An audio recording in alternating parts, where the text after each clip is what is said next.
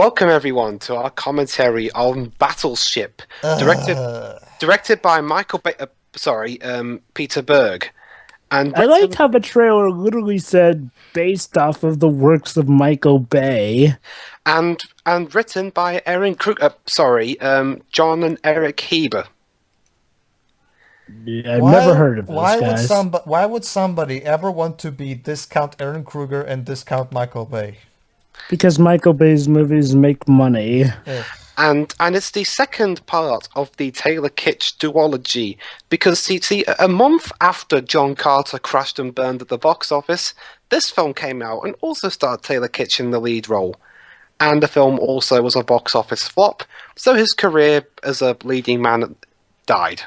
It didn't help that Taylor Kitsch wasn't even that well known, and yet two movies in the same year that cast him in the leading role outright are released a month apart from each other.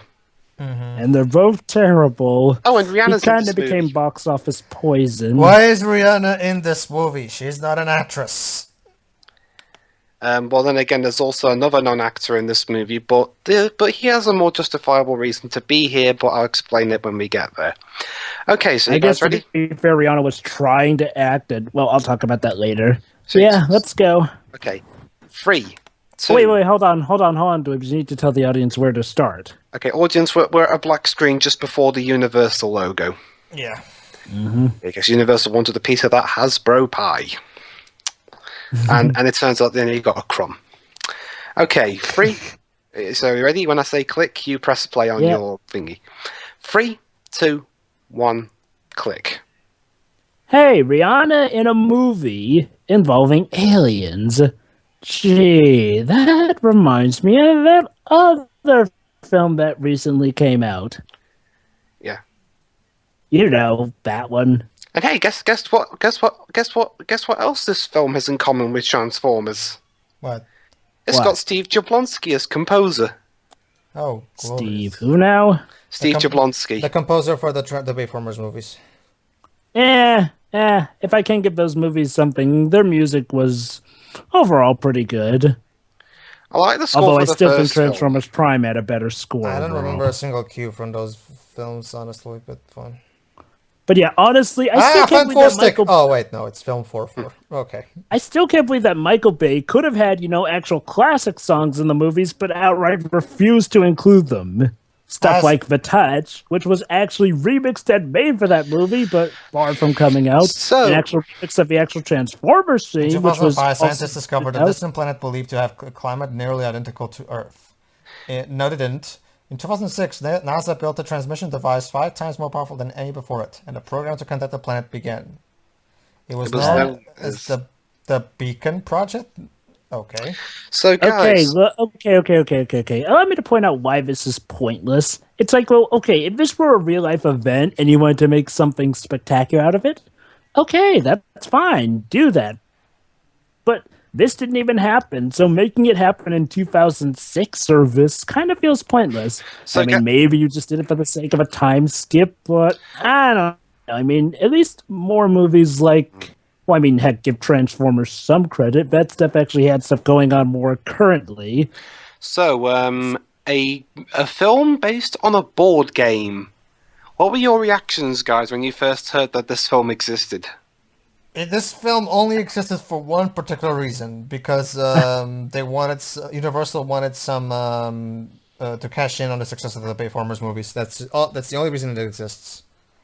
I'm going to admit, when I first saw trailers for this, which, guess what?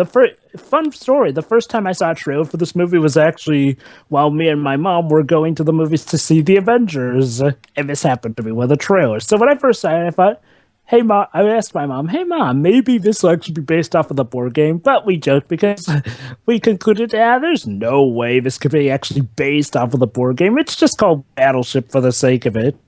Well, lo and behold, later I found out that it actually is based off of the board game. Yeah, I was like, what? Yeah, I mean, honestly, this if you didn't know who the director actually was, you'd be mistaken for thinking this was directed by Michael Bay. It's got his same filming style and everything. Heck, the trailer almost fools you into thinking it was made by Michael Bay. Well, I don't hear Linkin Park anywhere in here, though. Well, Steve Jablonsky, that's close enough. And there's Taylor Kitsch, no doubt preparing for his post big action star career. It's a shame because I don't think he's that bad an actor. The problem is that he's been in only shit films. And well, this and John Carter came out a month apart, so he may have been in some other films, but these are the ones he's most recognized for, unfortunately. So his brother is a naval officer. This will come up in a bit. Really? Oh, yeah. Yeah. All right, guys. I'll be right back. Okay. And yeah, his brother is played by Alexander Skarsgård. Mm-hmm.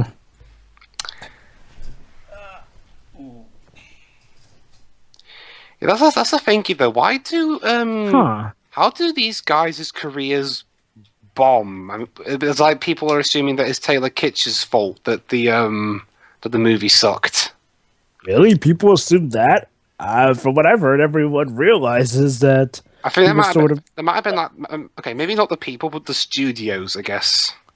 Yeah, that tends would be to a be more. You see, Dweebs, there's this term called box office poison. Basically, when an actor sort of becomes associated with a lot of bad stuff, he's dubbed as box office poison, and thus a lot of film studios will see his name, in particular, as something that will alienate people, which unfortunately, in the year 2012, kind of did fit the description since he'd been in John Carter, where, well, he tried with the acting, but dear Lord, that character came out awkward as all heck. And I blame this the script movie, more than I blame Taylor Kitsch. Well, of course, but you have to remember, there's this mentality in the media world. Okay. So it doesn't help that even people who do respect that he did the best he could will still admit that even still, it wasn't really that good. It's like, well, the issue is like, well, for the everyday moviegoer, you can only really base a movie so much on just the experience without having all the knowledge of an actor and whatnot. So, and I'm sad to say, but I mean, like, well, even if he was technically a good actor, unfortunately, the circumstances don't shine him in that good of light. It's like, well, for example, hang on, Jeff. I better all right. And besides, we can't go on a actor bomb tangent now. So basically, Taylor Kitsch is trying to impress Brooklyn Decker to see if he can get together with her, but a problem will arise later on in the movie regarding who her father is. Let me guess. Her father is this strict military officer who doesn't like this scab who is slacking off. You're right in all but the military bit. Huh. Okay. You're right with military, but he's a big Navy guy. Hold on, the Pink Panther theme? Dude, leave Henry Mancini out of this. His music is too awesome for your movie. Oh, hang on. I just don't. Hang on. Did you notice that, Jova? Yes. He slid along the floor a bit. Like they couldn't hide the fact he was on a wire. Why are you using Pink Panther music? And wait, let me get this straight. He breaks in and now he's leaving the money there. Dude, just come the next day. What is he even doing? Trying to get a burrito for her. But why does that involve him constantly falling? What, is that burrito stuck on the top of a shelf or something? You tell me. I don't know. So let me get this straight. He wants to get some girl a burrito just to impress her, and that involves breaking into a convenience gas station store. Which, wait, hold on. Aren't those usually open 24 hours a day anyway? What? See, really? Seriously? Yeah, Jova, I'll ask you a question. If you didn't know this film was actually directed by Peter Berg, would you have believed me if I told you this was done by Michael Bay? Well, I don't know, because, like, well, I mean, some things are similar to Michael Bay, but I will admit, surprisingly, the whole kid being a slacker in the military thing, that's surprisingly not really a trope that Michael Bay's really done that much, at least as far as stuff like Pearl Harbor, the Transformers flicks. I mean, heck, even TMNT goes. So, honestly, based on what I've seen so far, I'd be unsure of it.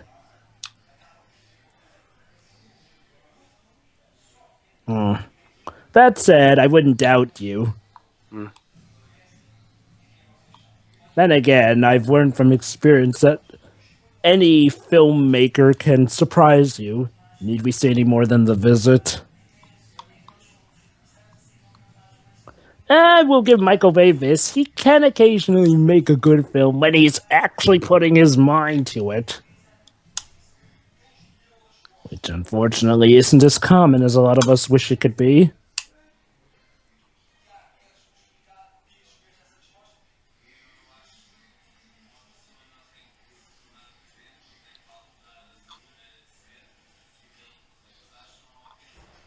This dialogue just rolls off the tongue, doesn't it, Jova? So, if you're going to be strict with him now, why the heck Hang on, did you... shh. Yeah, that'll just take a few years of military training and whatnot, you know. They skip over it. Fair enough. Apparently, I watched Snakehead's review of this, and according to him, because his dad was an ex-Navy officer, considering he's got a criminal record, he shouldn't even be in the Navy in the first place. Yeah, granted, I suppose his brother could have pulled a few strings, not to mention there could be some sort of loophole And also in some case. However... And also, they skipped ahead so far, so that now at this point, he's a lieutenant. How many years has it been? Hang on. Okay, the whole him stealing the burrito thing, that was apparently in 2005. Now we're in 2012. All right, I'm back. See. Wait, we're in goal now? Pedro, you missed it. They actually tried using the Pink Panther theme earlier. Are you serious? Yeah. Yeah. Okay, but when our quote-unquote hero, played by Taylor Kitsch, is trying to break into a convenience store, which should be open 24 hours a day anyway, to steal a burrito, And his failing brother- constantly, and his brother's- falling on shelf after shelf, and then gets arrested and tased several times And just to get a girl a burrito. So let me get this straight. He got arrested just because he wanted to steal a burrito? And his brother's fed up of him. His brother got fed up of him constantly messing up and screwing up his life. So his brother forced him to enlist in the Navy. Yeah. At the very least, I guess I can see why they started it in 2006, so now we can skip ahead to 2012. 2005. Well, technically 2006, since that's when they launched it. In 7 years, he's now a lieutenant in the Navy. But apparently, when Snakehead did the review of this film, his dad was a retired naval officer, and according to him, not only would it not take 7 years for him to get to lieutenant status that quickly, but because he's got a criminal record, he shouldn't even be in the Navy in the first place. Yeah. Granted, the criminal record thing can be rather lenient. There are sometimes loopholes, and with his brother apparently being what rank is his brother? He's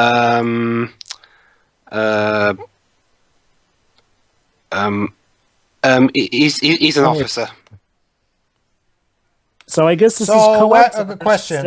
Why are we watching a football game now? Oh, his officer's a commander. And I guess okay. And I guess this is correct. Right, I get that. He's a naval commander, but what does that have to do with the football game? Oh, look at that. America versus Japan. Could this be foreshadowing for that Women's World Cup? And it's in Hawaii. Oh, God, no. Hey, wait a minute. Oh, my God. I just realized something. Could this be the sequel to Michael Bay's Pearl Harbor? Well, it's done by discount Michael Bay. Oh, my God. It all makes sense now. They wanted to make a sequel to Pearl Harbor, even though Michael Bay himself even knew that would be a stupid idea. Someone actually wanted a sequel so badly that they made it. And disguised it as Battleship. That shockingly makes a dangerous amount of sense. And hi, Rihanna. I don't like. Okay. I even like her songs. I can't imagine what her acting is going to be like. Okay, I'll give Rihanna this. I guess her acting in Home is a lot better, but from what I've heard of this movie, She sucks. oh dear. And yeah, let's try not to go into the more controversial stuff concerning Rihanna. Don't worry. I'm sure this film will give us plenty of material anyway. Mm-hmm. All right. So that was a football game. Okay, so basically, Taylor Kitsch is still trying to work up the courage to ask her father for his daughter's hand in marriage. Let's see if I called the plot point of her father being a strict military official who hates slackers. Wait a minute. When did this game take place again? This film? Yeah, this film. Sorry. 2012. So you're telling me that in 2012 we're still doing the whole ask for your daughter's hand in marriage? Nobody does this anymore. Well, in this case, there's a good reason for that. Really? You'll find out eventually as well. Jova made a pretty bold prediction. Well, that's kind of what he does, so. Yeah. Yeah, and this being a military movie, yeah. So yeah, we're also doing some. Wait a minute. Did J.J. Abrams suddenly take over? What's all the lens flare?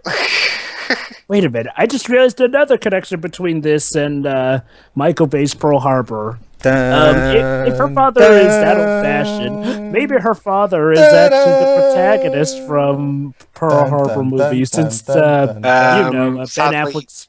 You know how Ben Affleck's character acted in that movie. Well, no. No. I'm just saying. There's her father. Yeah. Wait, I know that's not the case. Mason, what are you doing here? Yeah. Any dibs. I know that's not the case. I'm just saying it's like, well, this fits into my theory of this trying to be a Pearl Harbor sequel. Yeah. So yeah, her father is Admiral Liam Neeson. Admiral Liam Neeson. Yes, Liam Neeson's character in here is an admiral, and he can't wake up the courage to ask him for his daughter's hand in marriage. Well, he is his commanding officer, so I can guess why he'd be nervous. Not to mention the fact that you know what happens when you mess with Liam Neeson's family. He will find you. He'll kill you.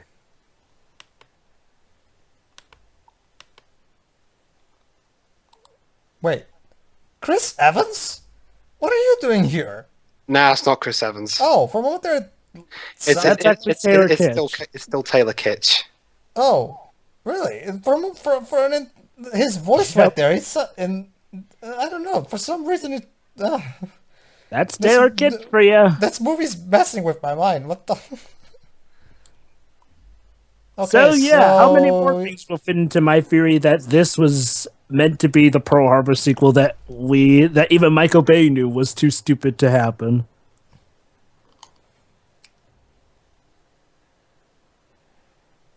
I am Liam Neeson. And... Oh yeah. Look at that. They're even talking about Pearl Harbor in World War II. Seriously, this is Pearl Harbor 2. Peter, no one wants a sequel to Pearl Harbor, thank you very much. Not even Michael Bay himself. Seriously, when Michael Bay knows not to go places, maybe you shouldn't go there. Okay, I should blame the Heber brothers more accurately, because they wrote the script.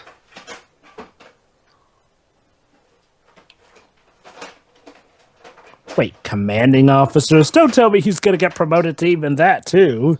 Well, Taylor Kitsch in this film is already a lieutenant. So, question. How did he get such a high-ranking position in... 7 years? Oh, yeah, 7 years. Because from what I recall in my knowledge and teaching, and from some actual family telling me, it shouldn't be that easy, to say the least. Let's not even go into the complications it gets to actually reach the rank below that. In fact, don't you have to serve some actual... time overseas more so? Yeah, again, Smeghead's father can speak from experience, but Well, then I doubt the Hebers are. Heck, even Michael Bay had a better understanding of how the military works in Pearl Harbor. All his films involve the military at some point. I mean, hell, at one point, some people in the military are the bad guys. Don't forget, Joe, but this is the guy who loves those rush hour, magic hour shots of the military. Who are you talking about? Michael Bay or the guy who made this movie? Both. Like, Michael Bay loves shots of people getting out of cars while the sun is setting right in the background. Like, the sad thing is that Michael Bay is coming off as more competent compared to these people who are making this movie. And I don't say that lightly.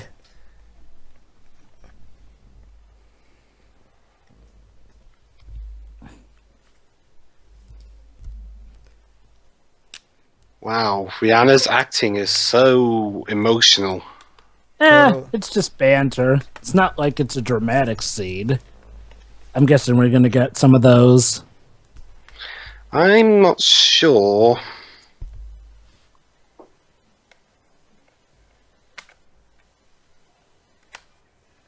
Alexander Skarsgård. Where have I heard that name before? He's Stellan Skarsgård's son. Oh yeah, that's right. He's also been cast as Tarzan in the upcoming film to be released in 2016.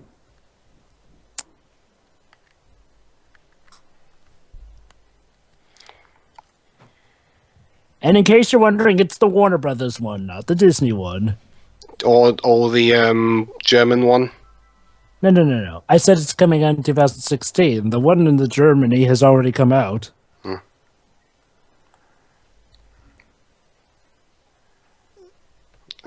okay, now try again, Tiller, but act like a human being. Pedro, I don't even know if Peter Berg even knows how to do that. This is the only Peter Berg film I've seen. From what I've heard, he's had some decent films before this one, but this is my first impression, and first impressions can mean a lot. Okay, is there going to be some plot point with this Asian-looking guy? I'm guessing he's Japanese because, oh, irony. See, look, yeah, it is.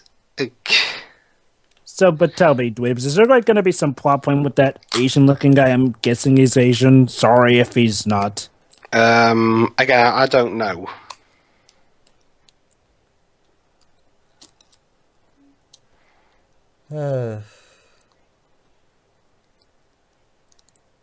Yes, it was a fluke accident.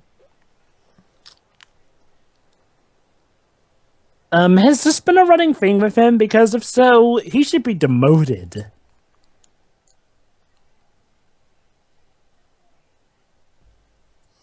Yes, sir. Wow. Even the cast knows how stupid that was. Oh, yep, he's Japanese, Stop alright. referencing movies I'd rather be watching. Okay, your Japanese stereotypes. Okay, seriously, even Michael Bay handled the whole Japanese thing better in Pearl Harbor. I can't believe I'm saying that.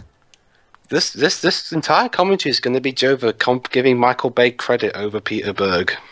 I hate doing that. I mean, don't get me wrong. I respect Michael Bay when he's actually learning and actually doing something competent. But man, oh man, has he made a lot of stupid decisions. Oh. Not to mention, Michael Bay has pretty much become a Bayformer's only guy at this point. What has he made, aside from maybe Pain and Gain recently? He's making this film about something to do with Iraq. Didn't he also make TMNT? Well, No, he was a producer. No, he was only a producer for that. I'm talking about as a director. Oh. Although, Wow, Liam Neeson. honestly though, That's actually a good point. Liam Neeson makes a good point. What does she see them aside from, oh, he gave me a nice burrito? Hey, for that matter, what the heck does the military seen him to have promoted him to lieutenant? All we've seen him do is, lieutenant, is mess up in the bathroom. Yeah.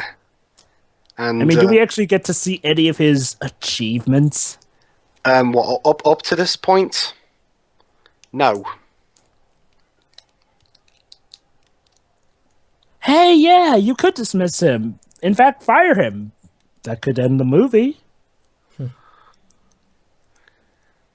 Damn it, Peter! Stop with the lens flare, for fuck's sake. You're making okay. Okay, yes, I dislike J.J. Abrams movies, but at least he knows when to stop. And at least his lens flares actually have a more fitting scene to actually have him be there. Ah!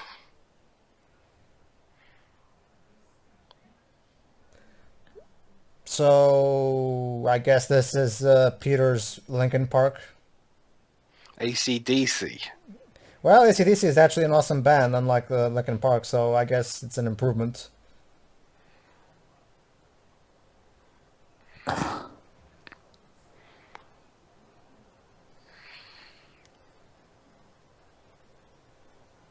It's a Navy advert, pretty much. Sure, why not? Although Top Gun knew how to do it with style. I remember, I've done my research on that film. When Top Gun was actually in theaters, it was actually accompanied with a whole, I want you to join the military thing. In fact, even an advertisement talking about joining the military right before that film came up in theaters. Like, when you came into the theater, I think there's even a booth to sign up for the military after watching the movie. Stay frosty. Cool.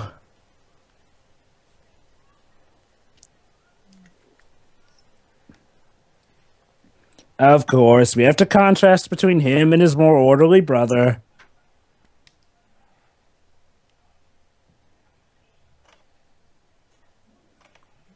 Wow. So Taylor Kitsch's character is actually trying to outperform all the other ships just to impress the father, enough to ask him for his daughter's hand in marriage. Joy. Hey, wait a minute. Wait, hold on. Oh, so this is a setup for the actual battleship element. So it's all basically a random shot in the dark, and whichever ship sinks the most wins, I guess. No. Huh.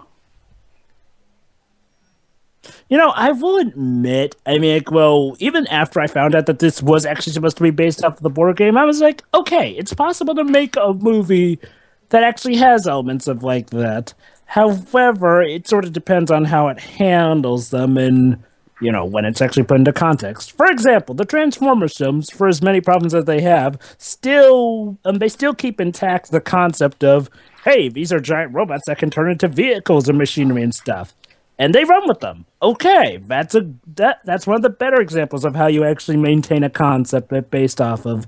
But Battleship, well, that's sort of two concepts, one in each other. Yes, is the overall concept of Battleship, but come on, there have been plenty of Navy Battleship movies. No. If you want to actually make this based off of the game, you've got to actually incorporate stuff from the game. So I guess and from what I've heard, this movie apparently does do that concept relatively well. I don't guess know. we'll just have to wait till I see. You will not believe the opponents that they actually have to face. I will refrain from guessing because considering this is based off of Michael Bay, the answer seems way too obvious. Okay.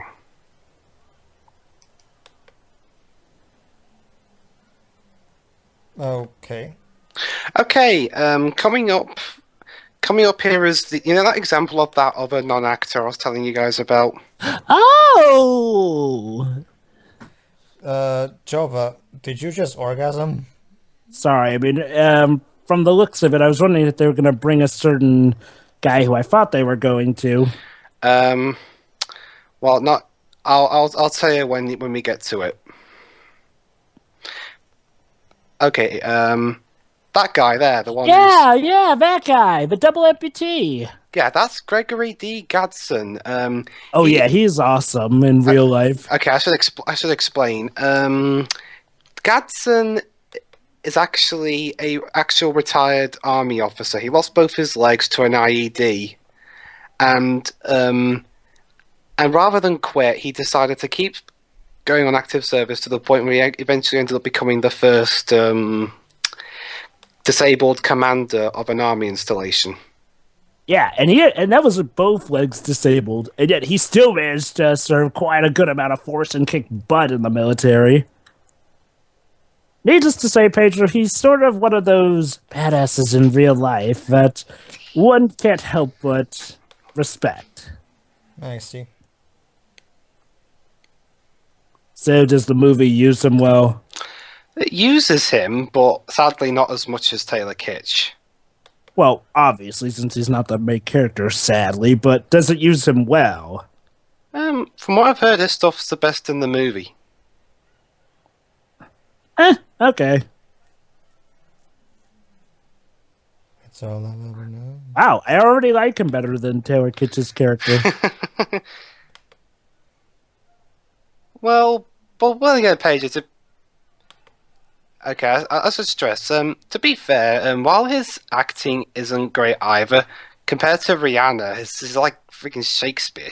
Oh, yeah. Honestly, Dwibs, from what I can tell, he seems to actually be legit. It's not so much that he's acting, but pretty much just Playing probably himself, treating it pretty like much. playing himself. And honestly, that's a-okay. I mean, well, I don't think his acting's really up for the judging since, well, he actually has experience to go off of this.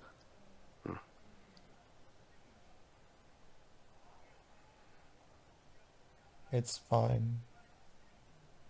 Wait a minute. It's on the island of Hawaii, so in just a bit, Godzilla should be racing up from the shores, and meanwhile, the Isle of Newbar should also be over to there, so there's a T-Rex and a giant Godzilla, so that means this is where the battleship element comes into play. What am I saying? That would be way too awesome.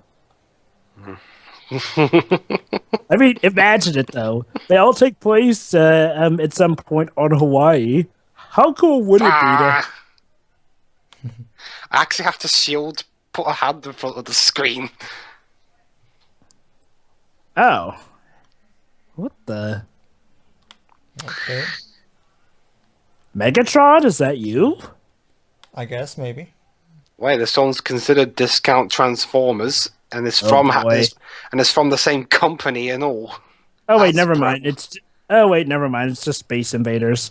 Nothing to be alarmed here, people. Just man the video games. We'll defeat them. Ah. Okay, what the hell?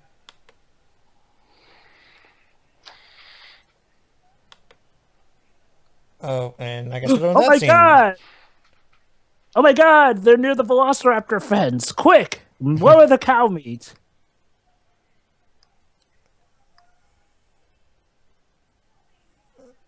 Look, cow, I don't like being in this movie any more than you do, but just pay attention to me, god dang it. Eh?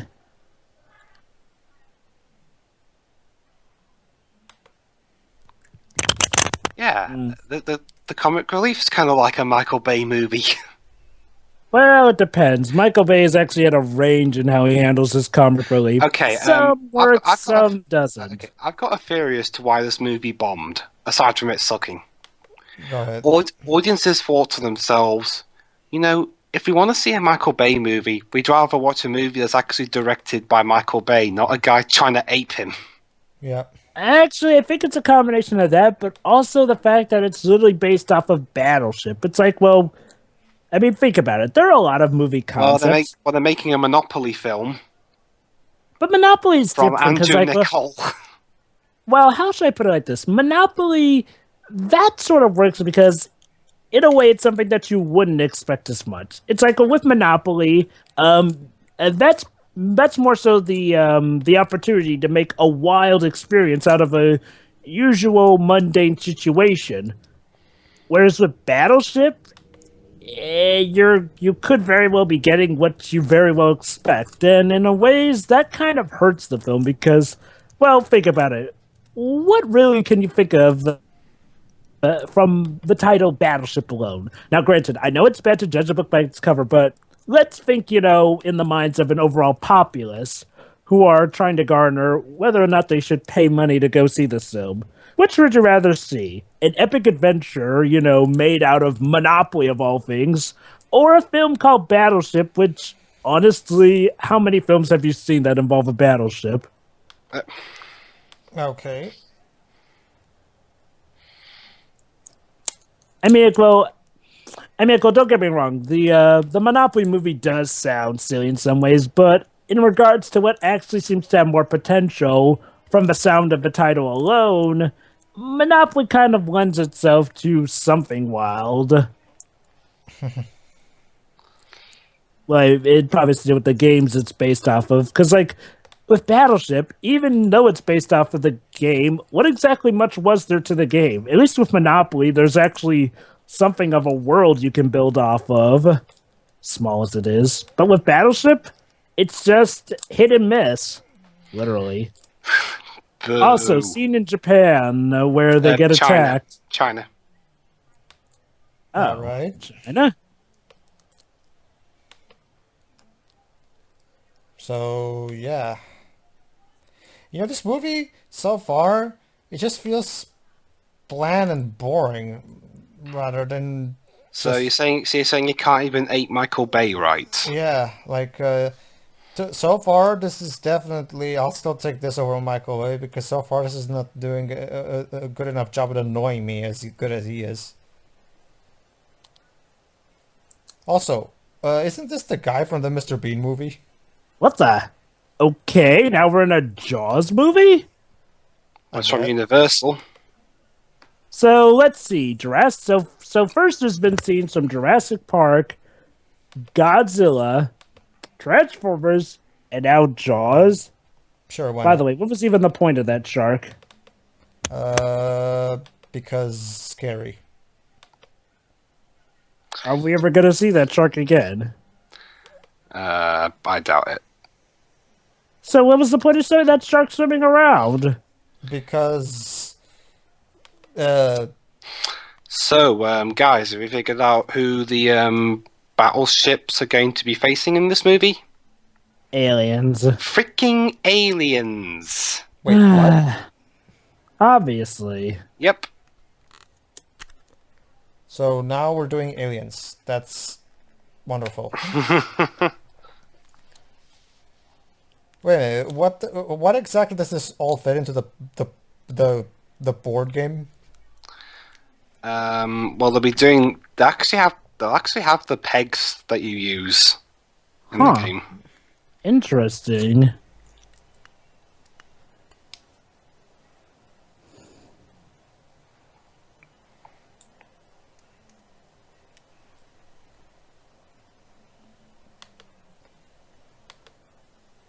En China, ataque terrorista. Okay. Oh my god, they look like the stoner dudes from Revenge of the Fallen. Yeah. So,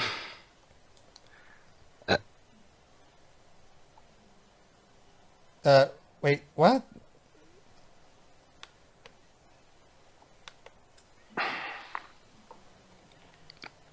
Okay.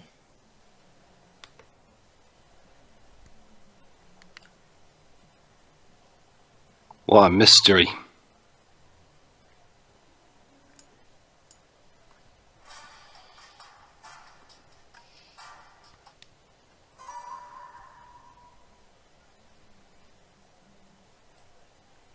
Mm-hmm. All right, let's see.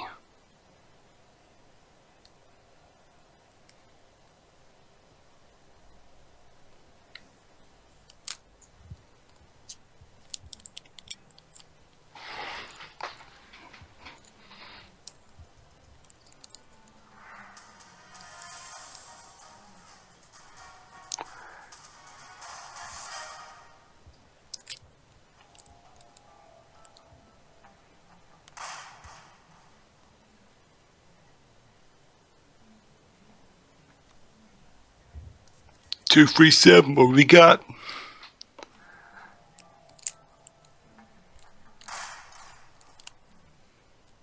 Oh yeah. Another thing I've heard about in this movie. Sometimes in movies where they drop an F-bomb in a 12 rated, or in Jover's case, PG-13 rated movie, they have to cut it off halfway through so they can secure that rating they want. Oh yeah. There's 2 of them in this movie. Yeah. Joy. Although the rule is like, well, you can apparently have it said clearly once, But that's but the then problem, though. so did they ever actually say it clearly? No, one time it's just like Mahalo, motherfucker. They cut it off. So they don't even use the one clear time they actually could do it. Yeah. Yeah. Guardians of the Galaxy did this better. Yep. The heck? So they're investigating that piece of floating debris, quote unquote. Oh yeah, and apparently I've heard the designs in this film for the aliens are Transformer knockoffs. So Hasbro are making a knockoff of their own property. Nah. I'm guessing the makers of the sim are the ones doing the knocking off. Hasbro just happens to be caught up in this because they own the rights to Battleship. I mean, what else are Hasbro going to do? What other board games do they own? Aside from this and Monopoly. I don't know. My Little Pony. Well, they're making the toys for Yokai Watch, but that's about it. Yeah, there's that. Oh my god, could you imagine a Yokai Watch movie made like this? Fortunately, Law 5 is the one handling the Yokai Watch movies, so we're safe.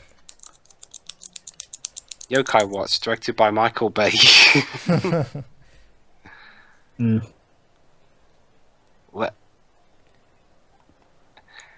Can you imagine all them? Okay, that was weird. For some reason, my video player just reloaded. Could you imagine all the theaters with barely anyone in them?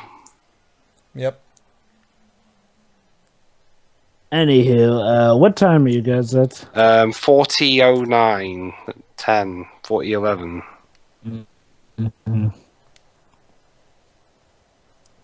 You don't think this was a good idea? You're only now realizing this. Yeah, it wasn't a good idea to make a film based off Battleship. That line can be taken way out of context. Mm-hmm. That infamous line. I remember it because Angry Joe used it for his review of Battleship the video game. Oh god, that video game. Believe it or not, that's a game that actually makes Call of Duty look competent in its own rank. Anyway, I'm at 41-28. Okay. So what just happened? He got zapped by the aliens. Ah, yes, that scene. What'd That's you say, the 41? one scene we've all seen. 41-28. Okay.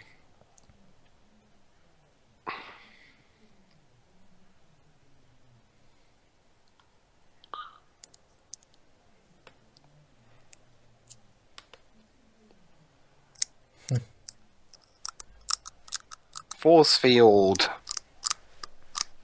Because aliens can do that. Because Okay, we Joseph? watched Independence Day. 3, 2, 1, click. Wait a minute. Isn't this movie going to start ripping off Independence Day, except instead of airplanes, it's battleships? Oh, and another thing. Liam What?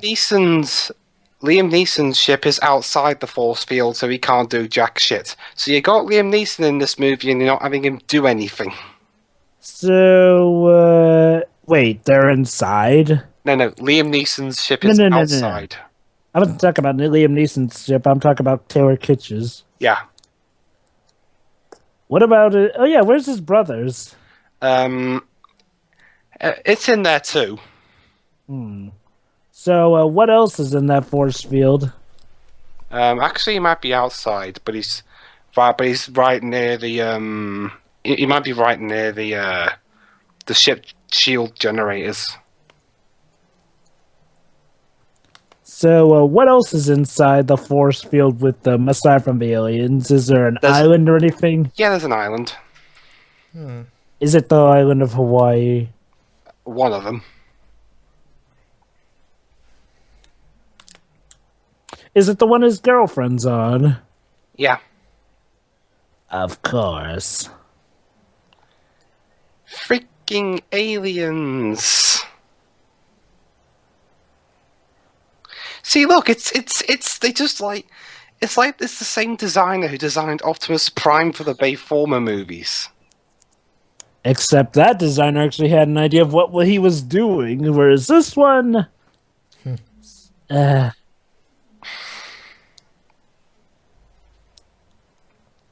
Okay. let me guess, alien battleships. Sure, why not? Hmm. Let me guess, they're gonna have a battleship battle, and that's where the actual battleship game elements come in. They will do. Huh. That... Hmm. That guy looks familiar. I feel like I've seen him in something. This is so boring. Okay, here we go. I can't believe Hang I'm on. looking at a movie where we're fighting a giant robot, and yet this is still boring. Okay, I think there's that peg scene I told you about coming up.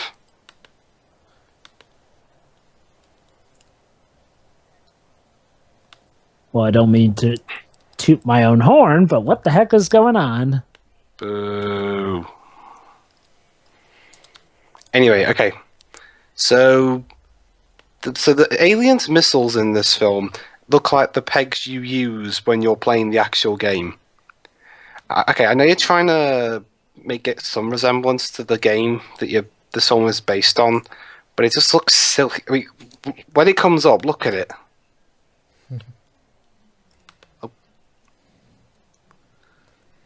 Wait,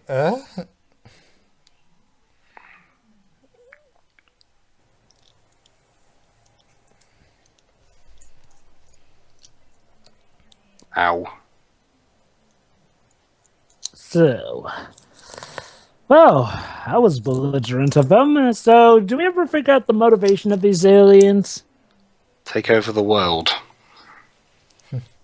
Why?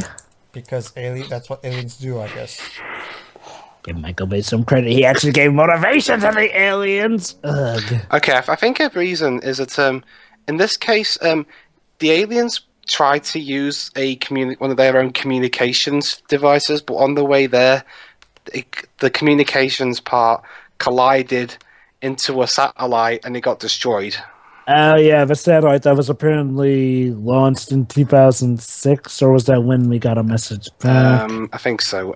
So the aliens are here to try and build another one in its stead. Huh, that's all they want to do, huh? Well, they don't seem to be exactly being quite discreet about it. I mean, if that's all they want to do, why the heck are they opening fire? Like, coming with this whole bombastic entrance and all. Here we go. See what I mean now about the pegs? Eh. Hang on, you get a better look.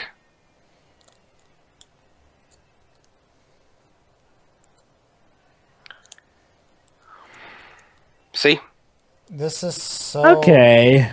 This Fine. is okay. This is so boring. It's so impossible to give a shit about. Oh, gee. Like even the action itself is boring. I mean, it's just Oh, look at that. A scene where the missile falls into the ship. Just like that scene in Pearl Harbor. Sinking the destroyer with 2 shots. Okay, that was clever. Wait a minute, hold on. Isn't it supposed to be 3 shots? No, seriously, the destroyer takes 3 hits. You couldn't even get that right? Ah, the tugboat. That one only takes 2. I think that's a tugboat. I can't tell ships apart. True. Although, still, though, destroying the destroyer takes 3 hits, but whatever.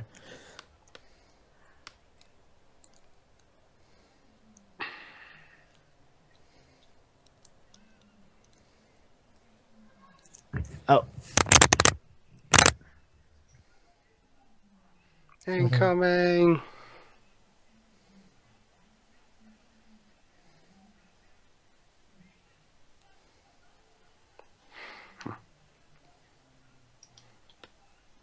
okay. What the actual shit?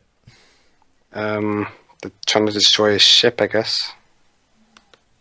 The action in this movie is so how should I put it? Flat. Flat, yeah. It's just it's just missile here, explosion here. There's just Again, give Michael Bay credit. At least he tries to have variety in his action.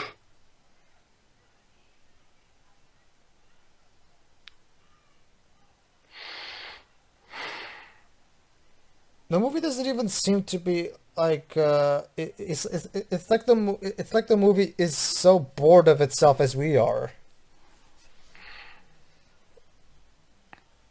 No. And his brother's dead.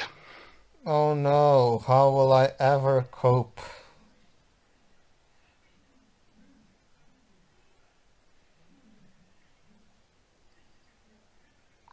Jove will be so heartbroken when he gets back.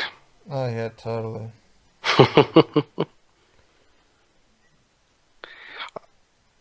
And okay, how much longer is this? We're not even halfway through. Jesus Christ, no wonder no one went to see this movie. Well, you were the one who suggested this, so you got no one to blame for but yourself.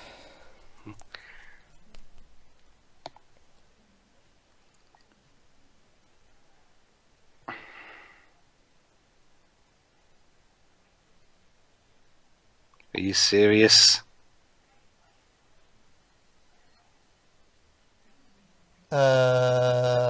Star Trek 2009 is better.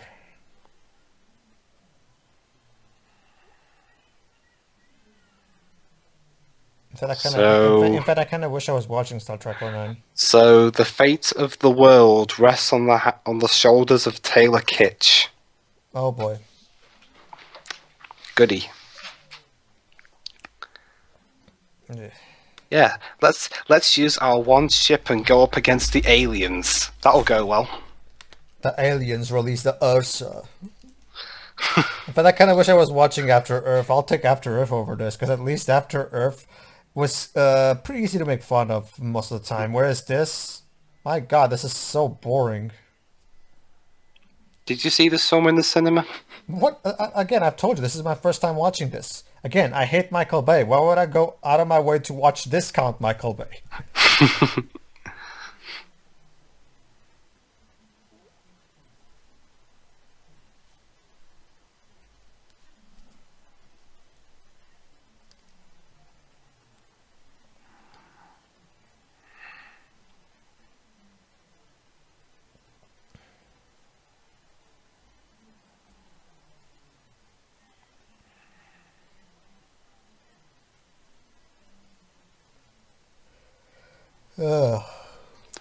This dialogue.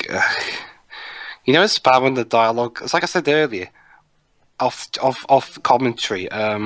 This dialogue makes Aaron Kruger look like,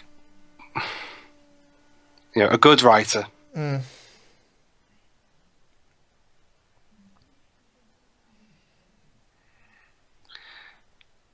I guess I know what they're going for. He's letting his emotions get the better of him.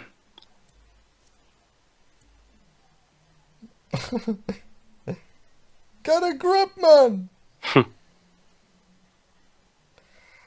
Oh my god. This is so flat. The acting is flat. The story's flat. The action's flat.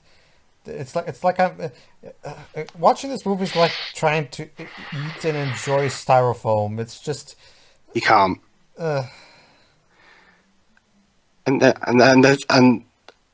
Hell, it doesn't help that you got lens flare everywhere.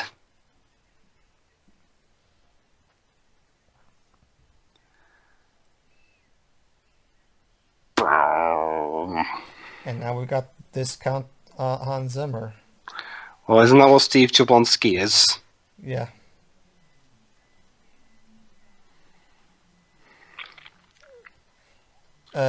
What? CGI gears. I guess they still had those leftover effects from the Bayformers movies. Yeah, I know. This is bullshit, right?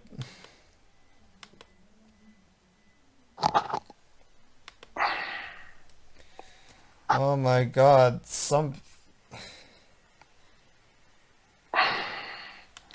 Where's Jova? He abandoned us. My boy, abandonment is what all true leaders strive for. So, Alexander Skarsgård's dead. Liam Neeson can't do anything because his ship's outside the force field. So our saviors are out of the build top cast, Taylor Kitsch and Rihanna.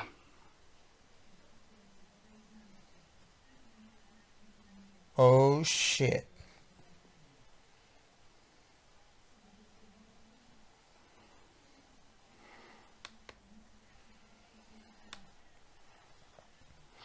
Movie, you can have all the sound effects you wish. Still not going to help. Yeah.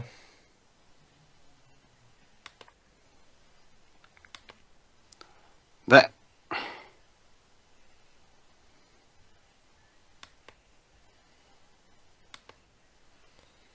What happened?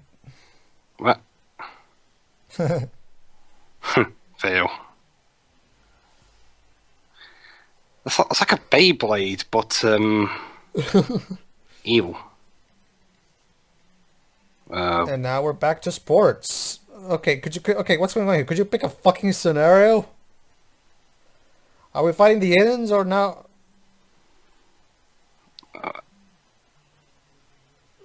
How? Iron Man.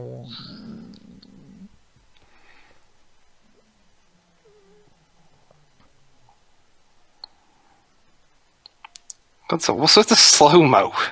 Michael Bay, remember? Oh yeah, discount Michael Bay.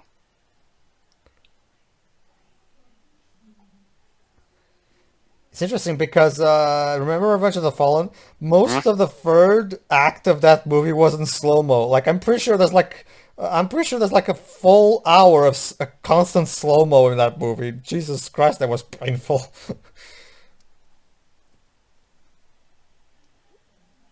I mean, that movie's 2 hours and a half. Well, I'm pretty sure one of those 2.5 hours is like slow-mo.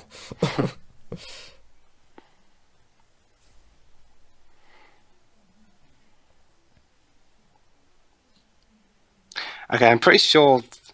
I know this is trying to be exciting, but It's not exciting because one, we don't care about anyone involved. Second, the action itself is done in such a flat way that it's not even visually exciting. It's not even superficially exciting.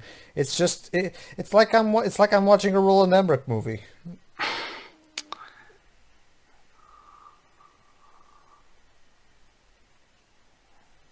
Liam, what are you doing here? I guess he had the bills to pay.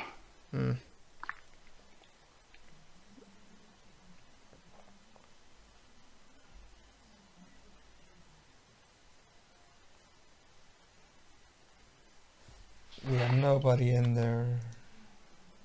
Yeah, you know it's bad when I'd rather be watching the story of the real life disabled army guy. Mm-hmm.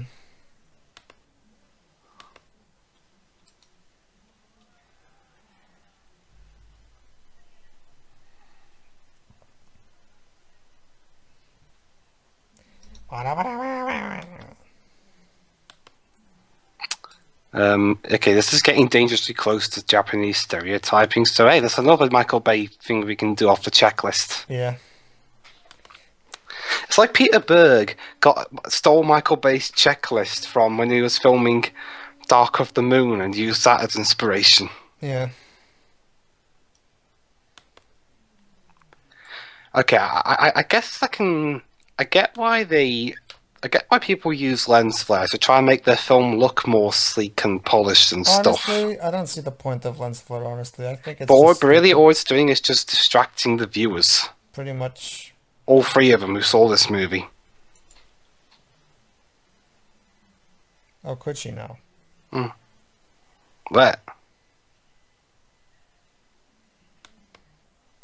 I don't know. You tell me.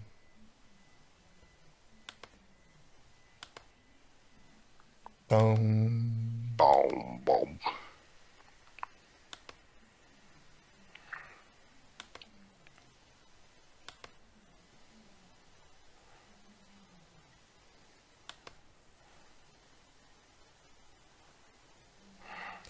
Boom. Boom. Ah.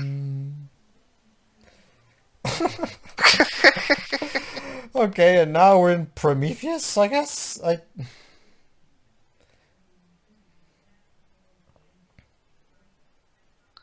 don't even know what's going on anymore. In order for you to even know what is going on, there needs to be something going on, which there isn't, so... Like, even the characters themselves are skeptic of how stupid the plot is. Aliens? Really? We're bringing aliens into this movie? Can they? Okay, I've got a better plot than this. You Maybe. what do you mean a better plot than this? No. Like, if they wanted to do a battleship movie, maybe they could have had like some people in the Navy fleet there got fed up and decided to defect, and started firing on the other like Battleship. Sure, why not? No.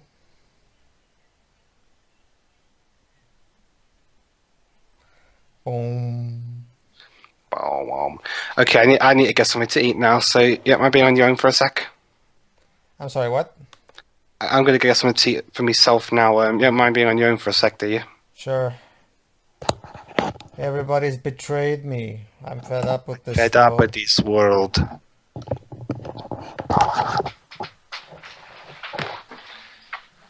So...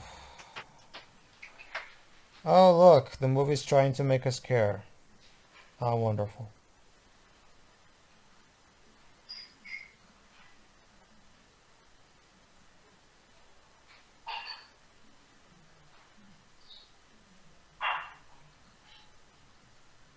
Get off your ass and help us, Taylor.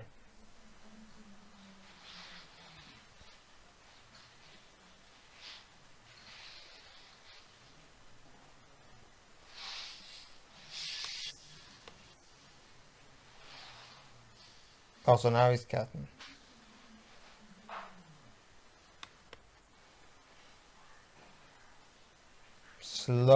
Slow-mo shot.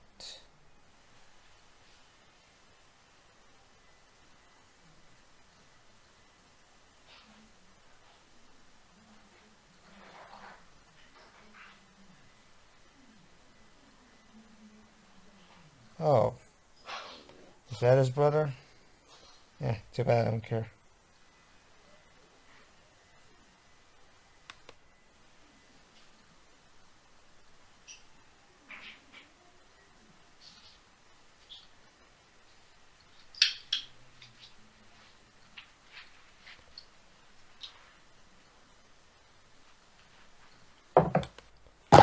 Hey. Hey, Also, Matt Damon is here too for some reason. is Jova back yet? Nope. You see, why do we even bother including Jova in these things if he's gone for half the movie? I know. Wait, did they just kill an alien? This guy apparently died. I don't know who it is, but quite frankly, I don't care, so. Maybe it's his brother, I don't know. I don't give a shit. Or is it an Nah, actual alien? It's an alien. I don't know, I stopped giving a shit. Whoa.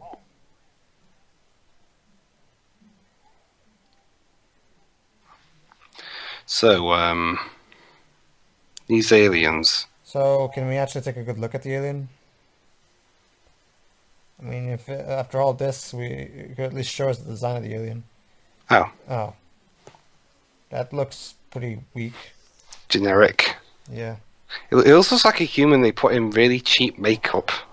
Probably because it's exactly that. But this film cost $200 million. Well, how much do you want to bet Peter took a limo every time he needed to go to the John?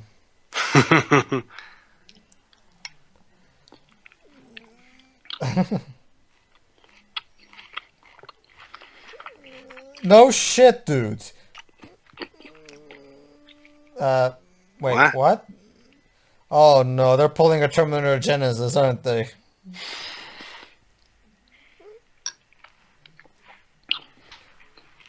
What? In fact, actually, now that I think about it, did the alien...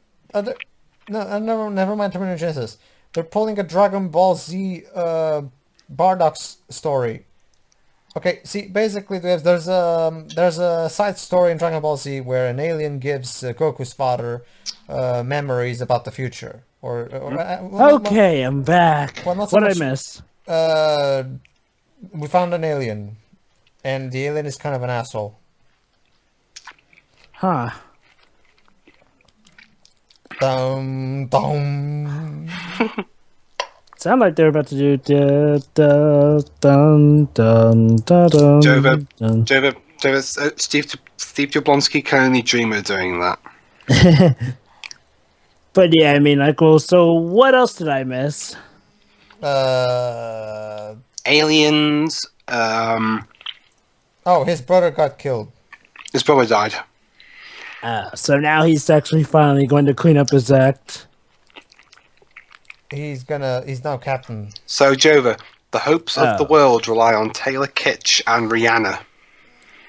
Wait, hold on. What position is Rihanna's character? She's a communications person, but she's one of the main named stars of the movie, so... Sure, okay.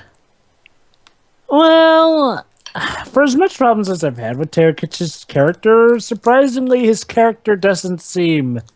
Well, okay. His character was terrible, pretty much starting in, but I guess his character seems...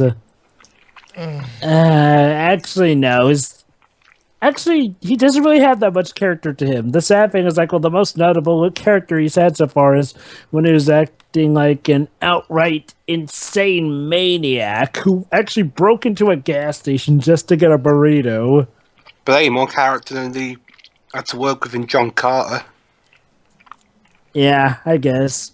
I mean, I don't know how to feel about him now as a character. I mean, I can't really tell if he's really grown out of that role as Slacker so much. I mean, I guess now that things are serious, he has no choice but to act more serious, so...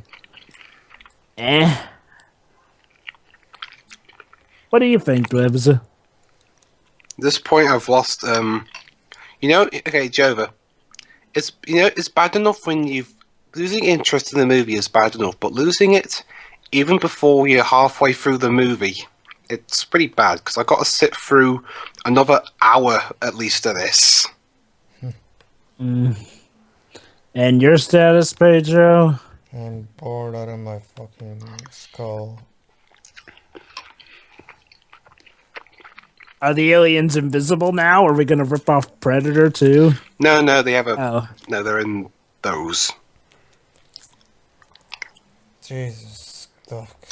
Are we ever going to actually get to see the aliens' faces? Yeah, we did. We already did while we were gone. Oh. Don't worry, Joe, we didn't miss anything. I wonder what they look like. They look like humans with bad makeup. Will we actually get to see them again? I don't know, and quite frankly, I don't care. I was asking Drib since he's apparently seen this movie. No, I haven't. Oh, you haven't? It's like Ballistic, I've only seen Smokehead's review.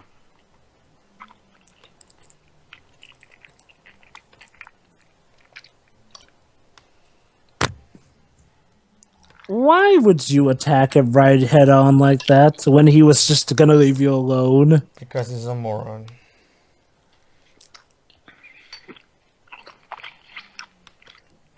And hey, this is Transformers. All the humans are morons.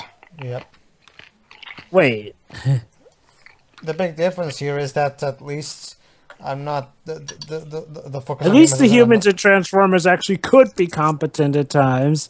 These ones haven't given me that dose of anything. And this is your U.S. Navy, Jova. Your tax dollars at work.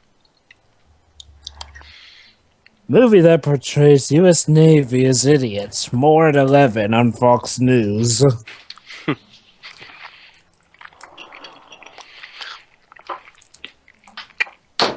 Where our main heroes are a guy who can't get a break and a singer who can't act. Mm-hmm. Or sing. Well, she does have a good... We seem to be running. Well, We seem to be running into a lot of those in our commentaries. Actually, I mean, just to be fair, Rihanna actually can sing occasionally. Granted, it doesn't always come out well. But yeah, like I was saying, we tend to run into those a lot in our commentaries. I mean, Justin Timberlake in Social Network, that band from Chappie, Rihanna now. You know, we should do 8 Mile one day. Oh yeah, 8 Mile is awesome. I love that movie. If you want to, because you know, apparently that's a defied example of the whole singer trying to act thing. Yeah, probably because the movie is actually about Eminem's life, so it was a very personal project for him. That alien suit looks like a miniature Megatron. Again, Transformers knockoff. It actually went to the point where he didn't. Okay, guys. You know the censored F-bombs? Mm-hmm. Yeah. I think one's coming up now, so we should pay attention. Oh, God. Wait for... Hey, alien! The cannon's pointed right at you. Surely they'd be able to hear that. Okay, hang on. Here we go. In a bit. Here we are.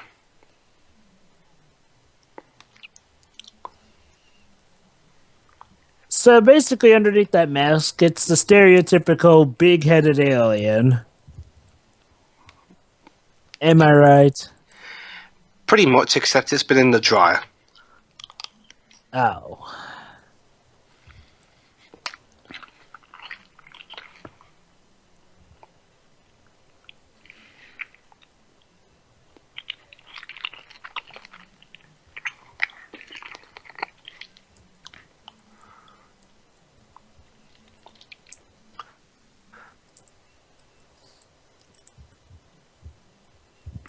Oh no, destruction.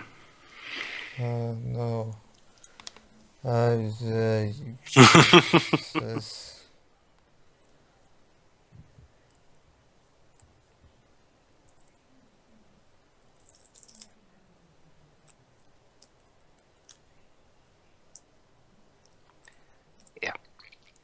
Well, if the hardened veteran disabled soldier is trying to help you out, you better listen. I see what they're trying to do. He's supporting her while, like, she supported him. I'm guessing that's her job. Yeah. Interesting. Her job is working with disabled,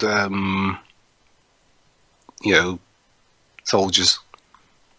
I kind of wish the movie had been more about these two. Yeah, but instead we get Taylor Kitsch and Rihanna.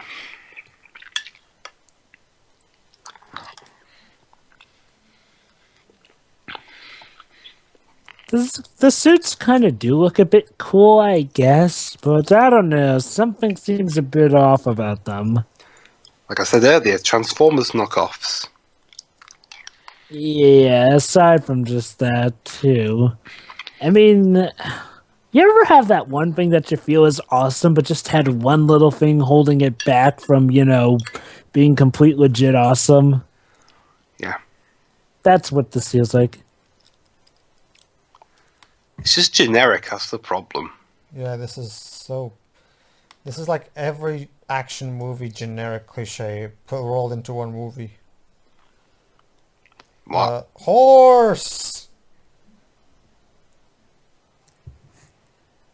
Okay. These monsters are like the Borg, if you don't interfere with them, they won't hit you.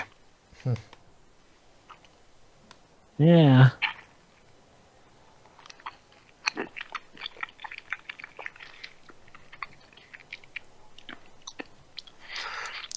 Oh, and this film apparently had this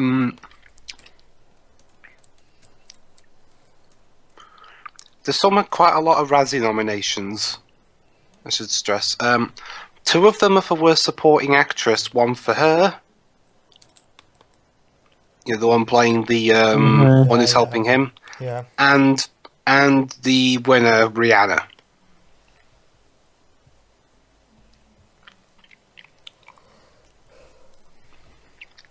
Yeah, Rihanna won the Worst Supporting Actress Razzie, and I can see why.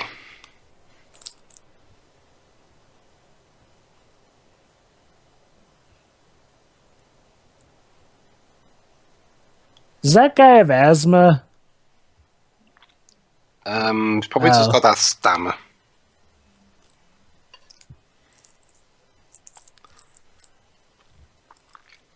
We're still going on about the...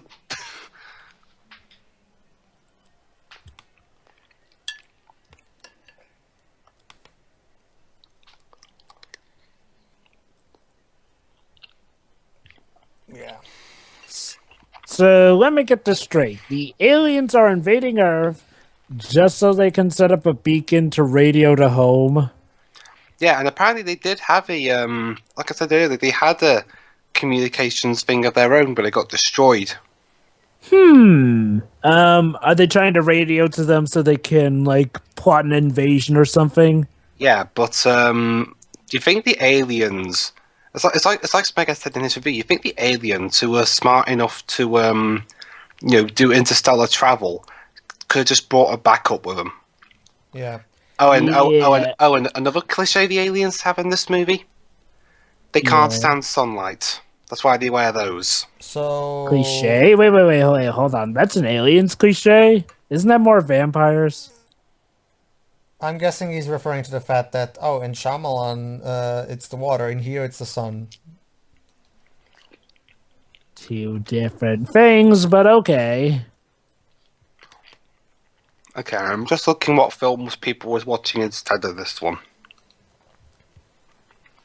Okay, seriously. This guy talking to Tara Kitsch, I feel like I've seen this actor before. Okay. This film came out the same day as Crooked Arrows, What to Expect When You're Expecting, and Madagascar 3.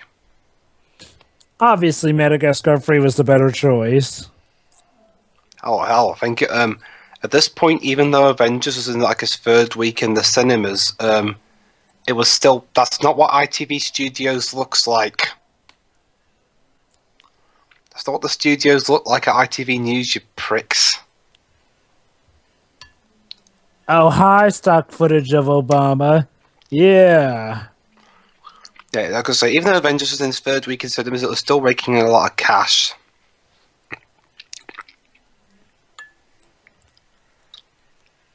Oh, hi, Coca-Cola. You're not even using the right ITV News graphics. Jesus, if you're gonna... Martial law, jeez.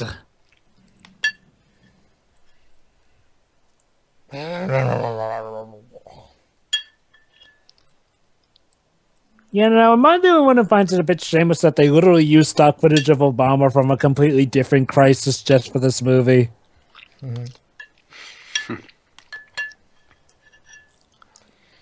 Oh my god, please make it stop, make it end. Don't worry, Pedro, we're to the better characters now. But we have to still deal with one more hour of this shit. Oh, guys, there's a post-credit scene as well. Well, as long as the credits hopefully aren't too long. There's apparently 10 minutes of them. Wait, what? 8 to 10 minutes worth of credits. Okay, either a whole load of people worked on this, or they're gonna scroll those credits slow. We know nowadays most films have like the fancy parts of the credits in using graphics before they show the list. Wait, this movie actually does something like that? Yeah, fancy graphics with some of the credited names, and then they do a full list. Huh, wish some more of those fancy graphics could have shown up in this film, because, yeah, I mean, a lot of the special effects are so by the numbers, it's painful.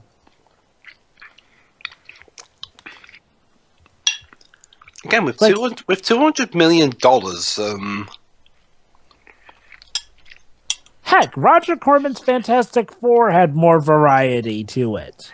and that had like a 1 100 million. Yeah, that film was like 18 years before this one, and it had $199 million less of a budget.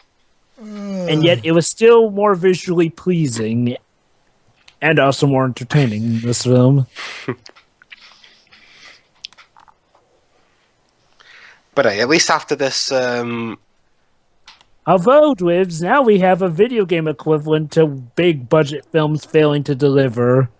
Well, maybe I'm jumping the gun about Mighty Number 9, but Pedro, what's your take on it? Mighty Number 9.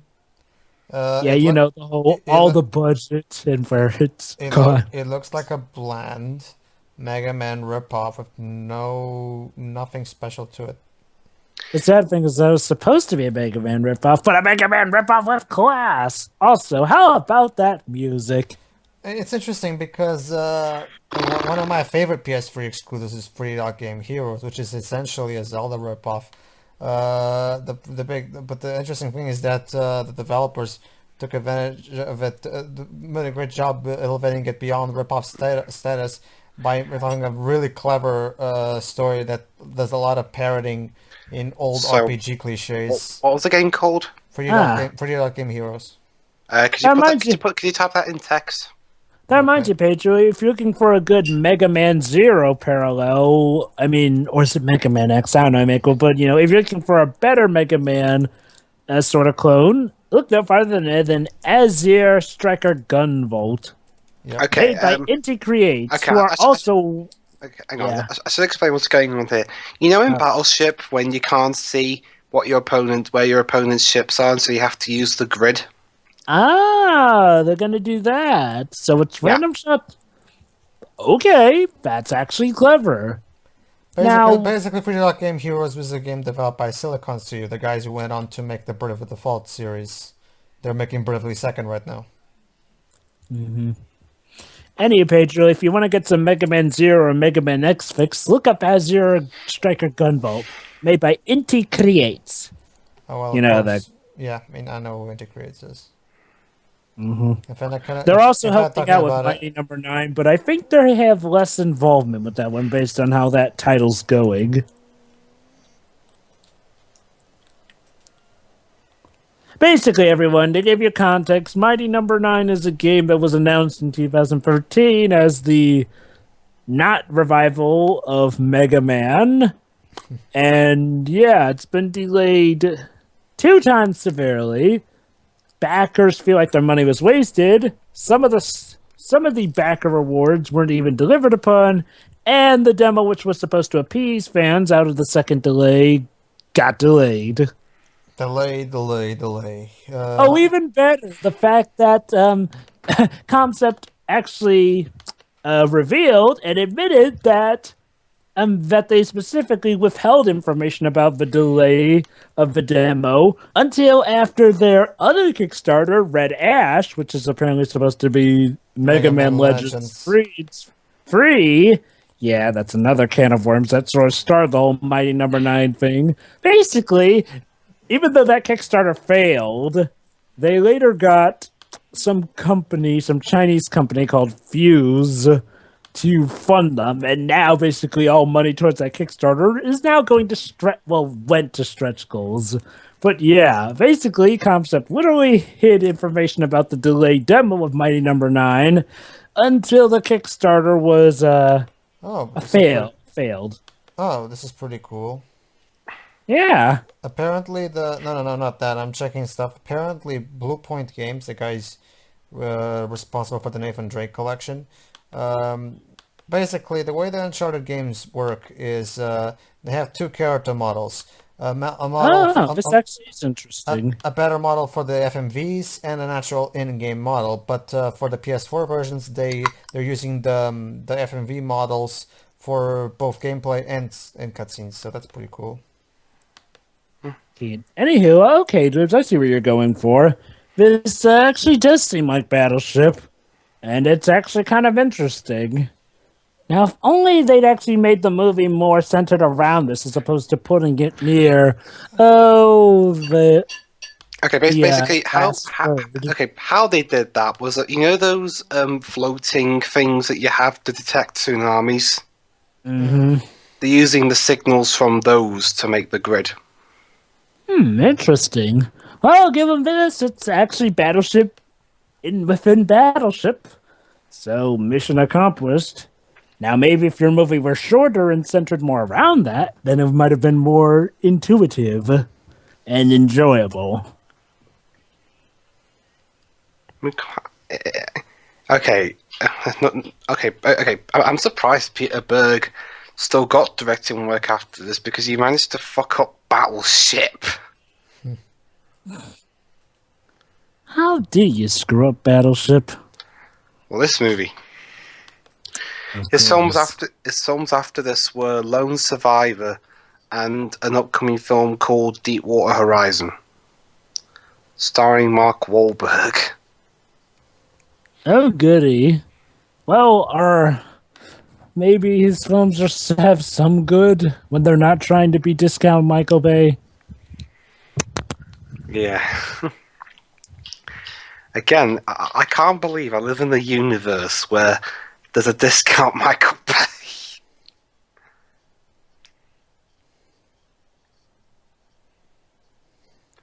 Stop juddering.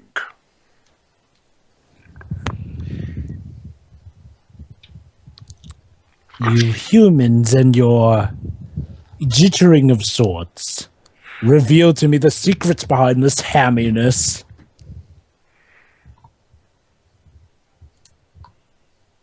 You are not the one they call Michael Bay. No, I'm surprised Peter Berg didn't chuck himself from the movie.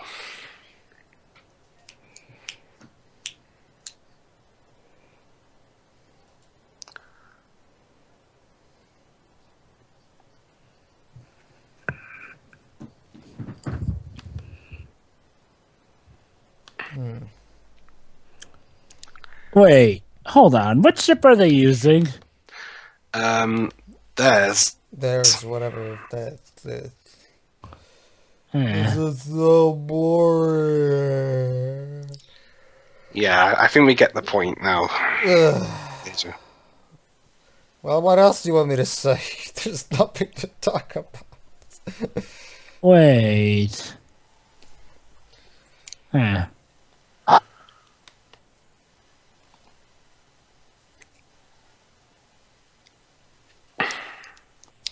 Oh, for God's sakes, is the video player reloaded again for some reason? This is more boring than Return of the King. Oh, come on, Pedro. Return of the King actually had some legit action scenes to keep people entertained. Despite what you may say about that film, you cannot deny it at least No, that's what I'm saying. This movie's more boring than Return of the King. That's what I'm saying. I'm saying this movie's worse. Don't worry. Yeah, but you're implying that it was actually boring to begin with. My problem with Return of the King is that I think the movie's way too fucking long. But then again, that's kind of my problem with most of Peter Jackson's movies. Welcome to Lord of the Rings, the film trilogy. It's like, well... No, it's not even just Lord of the Rings. Peter Jackson in general. I mean, it's like the man never learned pacing in film school. Seriously, Joe, but watch King Kong. I have seen King Kong. It's like... It's Peter Jackson's sort of style to be ultra super faithful to the source material. Yeah, but that's exactly my problem, though. What works for a book doesn't necessarily work for a movie. Movies need to mind pacing. Books don't. It depends, because, like, well, there are some that argue that films, stuff like the Harry Potter last two movies or Twilight, Breaking Dawn, it kind of does feel cheap to some to split them into two movies. And honestly, I can see why some people would argue that if you're going to make a movie that long, you might as well just have it in one sitting as opposed to charging double for it. And I guess I can sort of see where he's coming from. He wants to be faithful to it, and hey, while some people may not like that, there are sometimes those films that will go that extra mile, so I'm okay with it. Granted, it's obvious that it won't work for everyone, so I can see where you're coming from in that regard. Okay, what time are you guys at? 1 hour 27:54. Yay. Kudos. Come on. Load. I'm at 1 hour, 28 minutes, and 15 seconds, hopefully. Okay, I'm paused there. We're almost there. 3, 2, 1, go. So the U.S. military is actually holding well against these supposedly superior technology of the aliens. Huh. Remember, these are the aliens who allowed their communication ship to crash into a satellite. And they didn't bring a spare. The aliens. That alien said the Earth. Again, like I said before, I'll take After Earth over this movie any day. What does After Earth even have to do with this movie? The aliens, Jova. But I don't recall there being an alien invasion. Actually, there was right at the beginning. Oh, that! Oh, well, I just thought that was more of a background thing. As opposed to, the main idea of the plot, since, the main focus was actually... It is a background thing. It's just that... I'll take that movie over this, because that movie's at least easy to make fun of. And it's shorter. That too, yeah. John Paul Jones.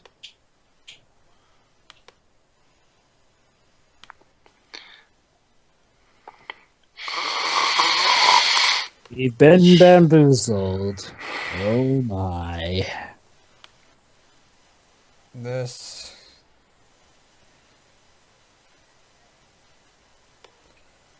Blah, blah, blah, blah.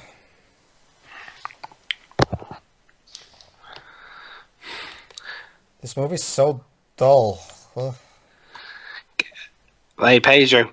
If you had gone to the cinema to see this, at least you'd have had the excuse to bring a pillow.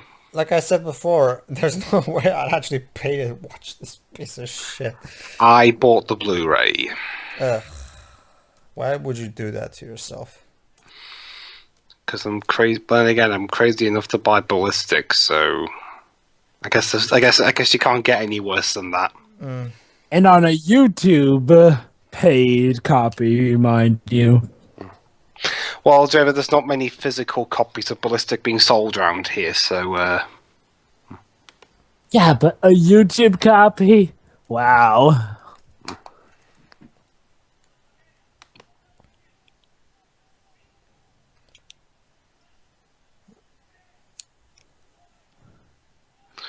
Wait, I thought there was a force field, or did they knock that out? Okay, I'm checking out the Rotten Tomatoes consensus for this movie. It may offer energetic escapism for less demanding filmgoers, but Battleship is too loud, poorly written, and formulaic to justify its expense, and a lot less fun than its source material. Honestly, I think even less. I agree. I think even less demanding filmgoers will still find this boring. Yeah, honestly. me.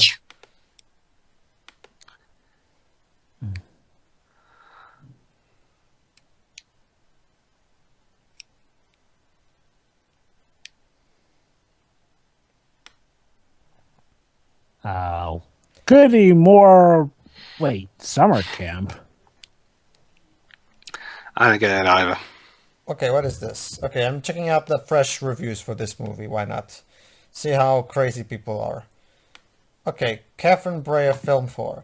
An assault on reason, logic, and complex characterization, but in an enjoyable way, like a slightly less camp dramatization of the village people's finest ship-based sing-song. I have no idea what the hell this Wow, I woman's like saying. how even people who are supposedly praising this film admit that this movie is dumb to new heights. Okay, let's try another one. Jason Gorber of Twitch Film. We should celebrate the explicit nature, the unabashed and apologetic just of a film that dares to be stupid, yet does so with so much intelligence. Excuse me? Huh? Okay, now I gotta read the entire review because this is priceless. I'm sure it will be. Alright, there's nothing going on and nobody gives a shit, so I'll read the entire review for everybody to hear. Intelligence. And he says that while this stupid scene is going on at the moment. He says, for your oh my god, the title of the review is, for your consideration, Battleship for Best Picture of 2012. What? All right. Now I gotta read this. Okay. Just trolling. Okay. We live in a time. What? I'm sorry. What the heck? Hamster balls? This movie is so boring that reading the fresh reviews of it is more entertaining. No, I'm sorry. What's? Oh my god. Are they getting attacked by killer hamster balls now? Yes, they They are. look like killer yo-yos. Basically, Joe, while you were gone, these things assaulted the city and shit. Anyway, let's read this.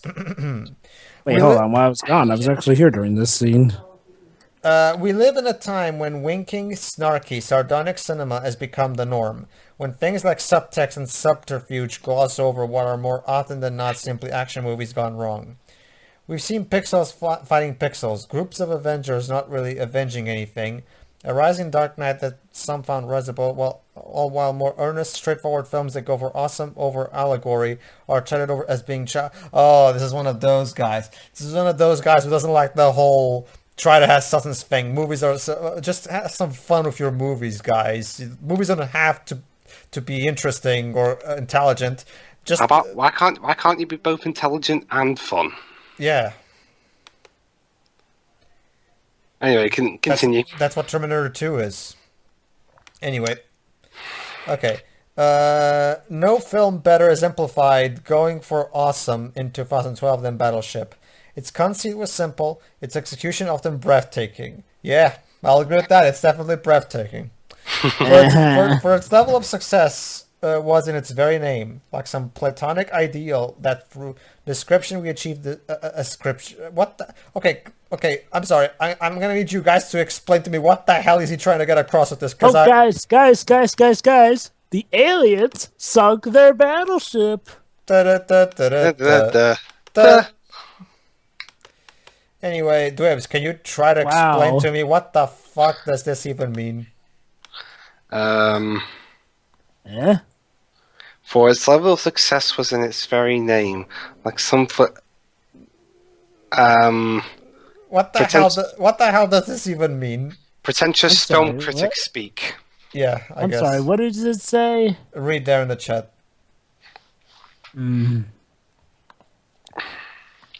Again, its level of success was in its very name, like some platonic ideal that through description we achieve a scription. What the hell does that even mean? So basically...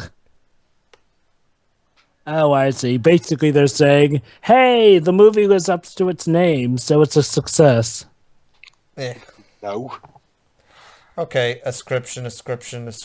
Oh, look! This is like that scene in that other movie involving a sinking ship. Except it falls apart. Never mind. Okay, so, yeah, like I was saying, a film of any other name would not be as sweet. In this work, we needed but two things to come together. A compound narrative from a compound word. We needed battles, and we needed ships. We needed it. Nay, the world needed Battleship. Peter Berg has made some fine films, and some even garnered critical acclaim. However, from the outset, Battleship was considered mere kitsch. Pun intended, maybe? In no small part due to the leading actor. Oh, gee, starting to see why Hollywood started to regard Taylor Kitsch's box office boys and whips. He just really had the short end of the stick on luck. I'm guessing this is where it gets good. Yet the film shows strokes of pure genius, from finding a way to use a long, obsolete naval vessel in a modern aquatic battle. Oh, wait. What? The USS Missouri's in this film, Jova. Oh no, they're not going to do what I think they're going to do. Yep, later on they're going to bring it all back to life using the ex-servicemen that were on the ship and use that to defeat the aliens. Oh, by the way, okay, that's it. I'll go into why that's stupid later, but yeah, that's it.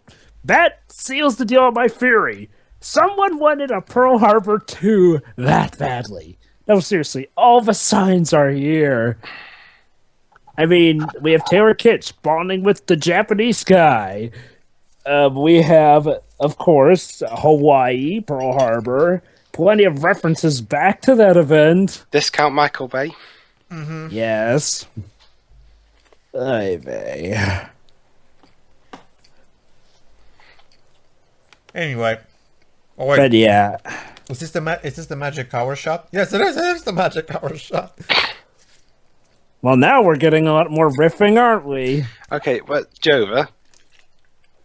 Yes. So apparently, they can decommission a decommissioned battleship. I dare you. U.S. flag now. Into... Do it. Do it. Okay, Jova, can you even recommission? Can you even manage to make a decommissioned battleship It's been seaworthy? decommissioned. As Yes, in, it is. It's right the there. It was right there. The U.S. flag. He did it. He actually did it. Magic hour shot with the flag in the background. Brilliant. There we are. There's the Brilliant. there's USS Missouri. Wait a minute. Did we won? Did we beat the aliens? No. Oh. Nope. Yeah, I was. Remember, the aliens sunk their battleships. This feels like this. So apparently now they're going to. So they're going to bring a decommissioned battleship back into the lines. Okay, look, this can be done, but first of all, a decommissioned battleship is such a big deal that you need, like, orders from higher ups, like governor or the president, or or time of war to actually bring a ship back into battle, because a decommissioned ship is made specifically not to be in the force. For example, it shouldn't even have loaded ammo. Its fuel line should be cut. It should be anchor dead set. In fact, isn't it basically a museum now? So Yes, shouldn't although it not? oh, Hello. apparently they actually tried to get it working again, but they couldn't, so they had to use tugboats. Yeah, that too. In order to get those even going, you're gonna need something like a tugboat as well. But not in this. Okay, they used tugboats to actually pull the thing. I know. I get it. They probably just screened them out. But yeah, I mean, well, seriously, a decommissioned warship does not just come out that easily. You would need not countless, but you'd need big, heavy resources. And not to mention the fact that there shouldn't even be any ammo because it's a museum. Besides, you're trapped in the force field. Are you supposed to get any ammo? Unless they get ammo from the museum, or are we just to assume that the ship is still fully loaded and possible to re-energize it? Yeah, I don't think so. Yeah, where are you getting the electricity from? Oh, right, they're fixing it. And they can do all that in just like a few hours.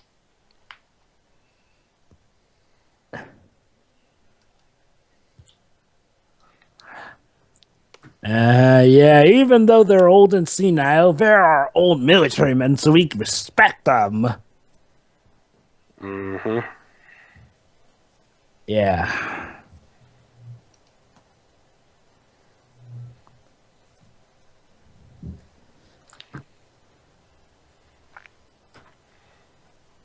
Pardon me for a moment. Sure. Yeah. It's bad when something's so stupid even Jova can't take it. Mm-hmm. It seems we found another one of Jova's berserk buttons. Yeah. Using real life decommissioned stuff and trying to fix it in all like of 2 minutes.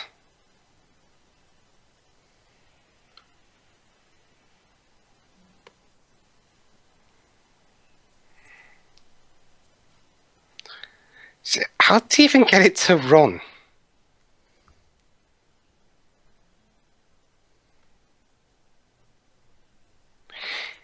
Does the singer have a sore throat? I guess.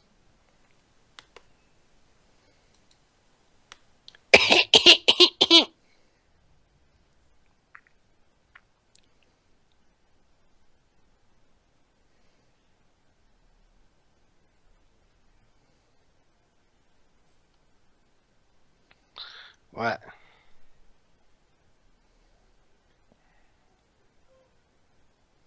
Yeah, okay. Mm.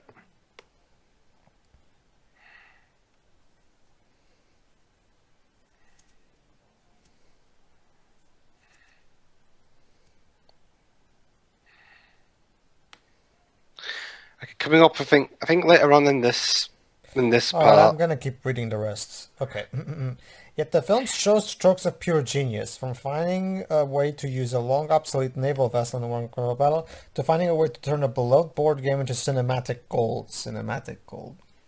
Yeah, sure, some scoffed. What's next? Snakes and Ladders? Candyland? Tetris the Amex experience? Well, actually, yes, they are making a Tetris movie now.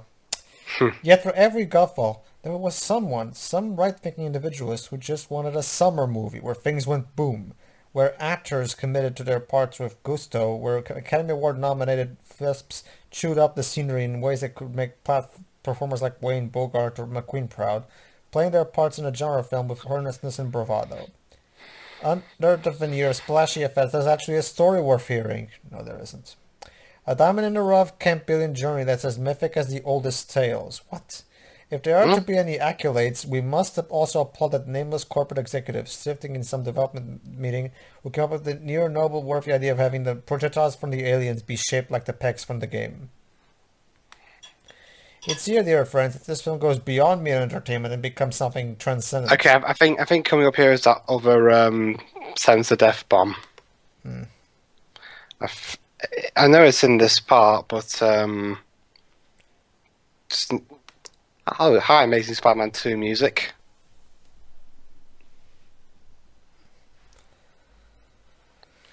Still there, Pedro? Wait, what make it going?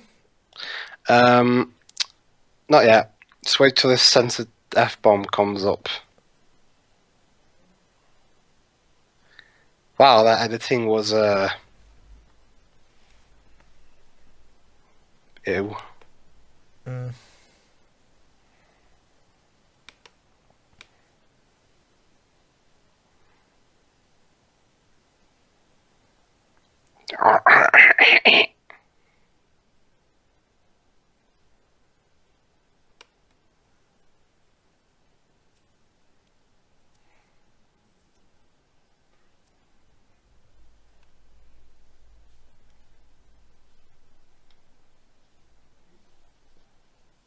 What?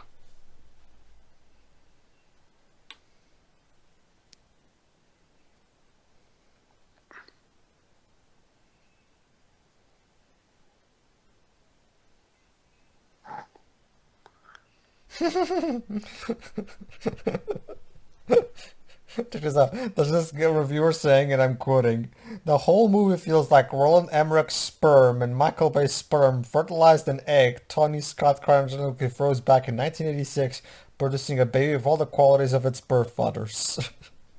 Yeah.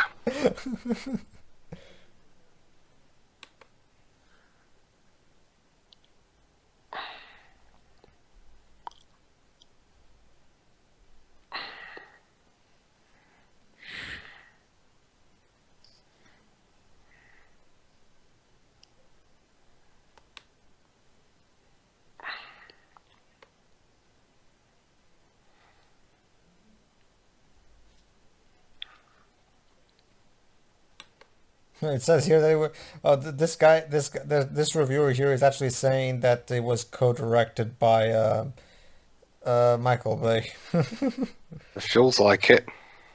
Another interesting thing.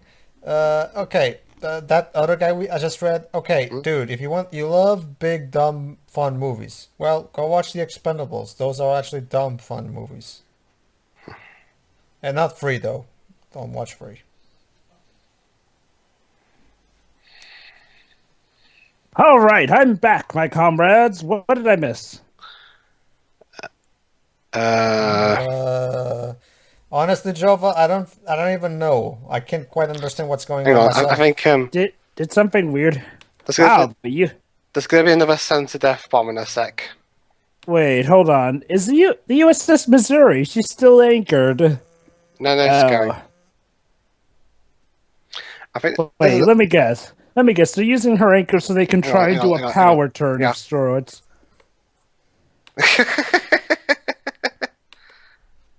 See what I mean?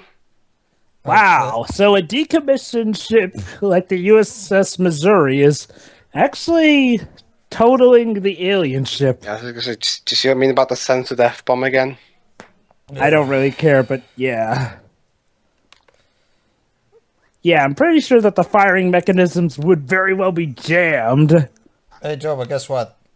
What? This guy from Rotten Tomatoes, Sean O'Connell. The whole movie feels like Roland Emmerich's sperm and Michael Bay's sperm fertilized an egg Tony Scott cryogenically froze back in 1986, producing a baby with qualities of all of its birth fathers. Huh, this movie does feel rather dated. So yeah. Well, okay, to give Roland Emmerich some credit, I did kind of enjoy Stargate. I haven't seen Stargate in, I think, 20 years, actually. It came out. What do you remember thinking about it? It came out in 1994. Yeah, I know. Like, I don't even remember it. I don't remember liking it, though. I mean, I can appreciate Stargate for Roland Emmerich at least trying to be, trying. Okay, look. This could be an awesome scene if maybe, just maybe, they did more to justify the USS Missouri. Because, okay, a decommissioned warship coming back into action to save the day, Wow, that really? actually is awesome in concept. Hey guys, But apparently... the way they do it is so okay. rushed that it feels not earned at all. Interesting. Apparently, the new Sonic Boom episode really bummed Komoden out. Oh boy, here we go. No, basically, He's still going on about it. no. It's because basically, have you guys seen the new Boom episode Yes, where Metal yes. Sonic shows up? Basically, Yes. it's such a bad episode that Komoden basically he's basically getting tired of the fact that there's still nothing else about Sonic about aside from Boom around. Even though Boom the TV series is pretty much something holding up that. But anywho, it didn't get him that bummed out. I mean, honestly, he just seems to be a bit miffed with how they used Metal Sonic in that episode. And I can see where he's coming from. It's one of the lesser episodes, but nothing to permanently get down morale. Anywho, back to this movie. Man, those aliens are Generic alien. persistent.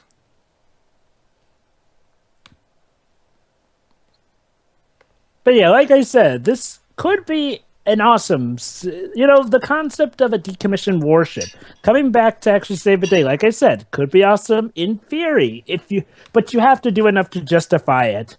And with them just, not even explaining why the ammo is there or how it's easy like that. I mean, we're just to assume they have all the necessary means right there. It feels cheap and not earned at all, and you kind of ruined the potential awesomeness. Ah, well, at least they didn't bring back the USS Arizona. That would have been crossing the line. Yeah.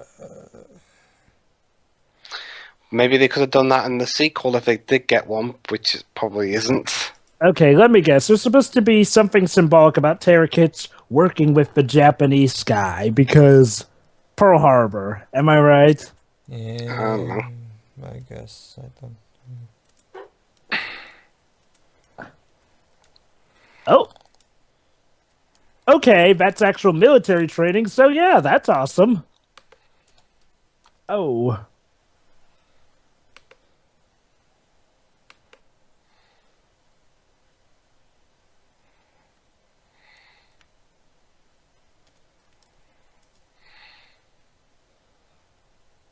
Okay, now that was awesome. Hit him again.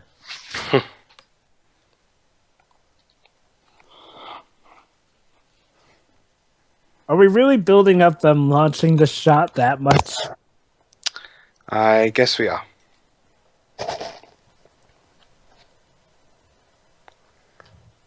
Whoa. Huh. Slow motion actually used properly for a fight scene. Of all the things for this movie to actually get right.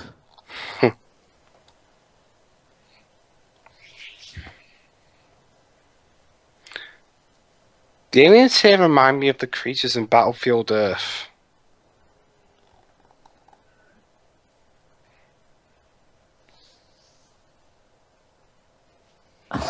Huh. Well, that's one way to use a mainframe.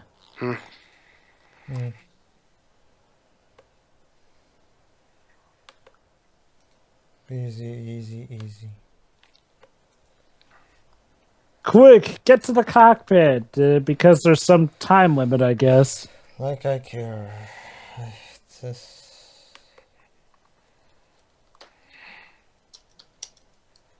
There you go, Joe. You saw the alien's face.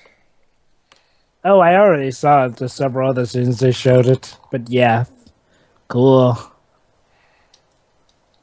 Wow, they really want to get that beacon up. Guys, you're getting your butts kicked. Don't you think maybe it might be best to tell them, dude, run the heck away. This planet actually has stuff that can actually take out our tech instead of trying to bring in the reinforcements. Like maybe retreat and live to fight another day.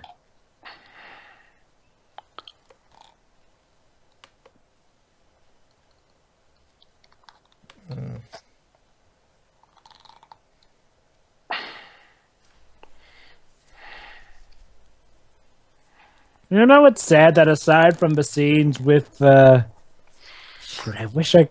It's hard to remember the decommissioned guy's name. Gregory D. Gadsden. Yeah. You know what's a shame? It's like, well, aside from the scenes of Gregory D. Anson... Adson. Sorry. Aside from the scenes of him, all these other potentially awesome scenes just don't feel earned. That kind of hurts. No, it doesn't kind of hurt this movie. It really hurts the film. It's like, well, you could have your movie be as awesome as possible, but if you haven't earned it, then it just feels like damaged goods. Nothing more. Mm-hmm. This movie feels more like stolen goods. Yeah. Fire. Fuck fire. Ass, you can say anything. That's pretty much what this game feels like. It feels like you're watching someone play with the Konami laser scope. Fire.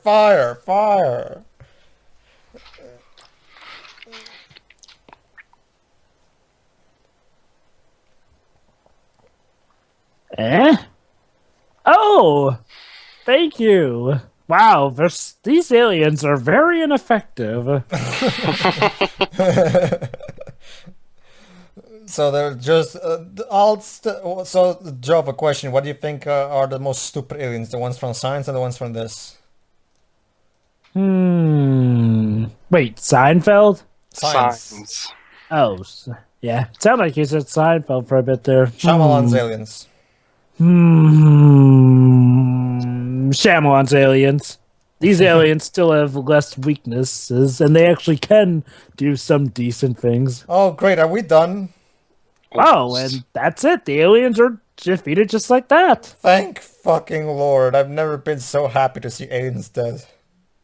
And of course, Taylor Kitsch and Rihanna are getting promotions. Yeah, sure. Like it. Okay, it's over. Can we go now? No. Not yet, Pedro. I sense there's a moral that's going to pop up at the last minute. Oh, great. There's a moral. All right, Oh, now, goody. all right, now I want to listen to this. What the fuck is the moral? Well, the guy's actually going to work up the courage to ask Liam Neeson for his daughter's hand. Oh, that's how they're going to work the moral in? Really? So that's No. But there actually is a somewhat funny moment here. Eventually. Also, Liam, you're a good actor, but don't try and use accents, please.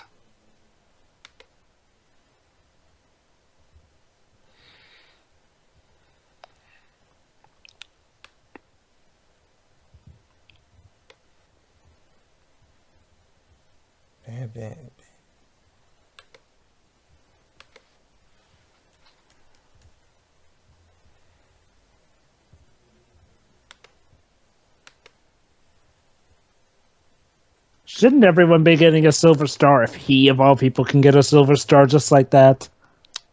I guess Silver Star is like a very high and prestigious award you can win. Yeah, it is. Here's the thing, though. It should be going to everyone who served in this, not just the leader. I mean, okay, maybe he did take command under it, but are we seriously going to ignore all the other factions that actually did have the same level of authority that he had? Yes, we are. So yeah, he's the only one who gets a Silver Star Award. Yeah. Hey, let's take a selfie.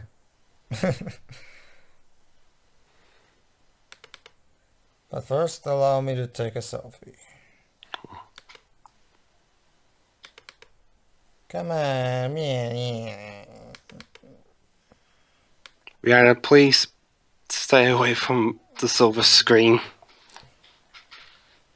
Oh, here.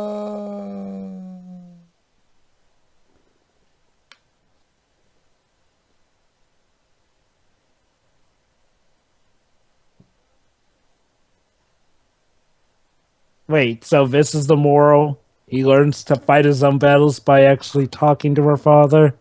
Yeah. Sure, why not? So Okay. the moral of the story... Okay, Java. In a bit. There's this bit pretty funny, actually.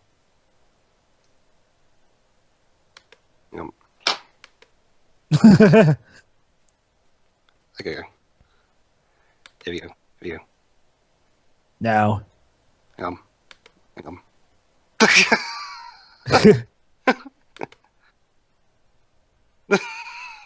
No.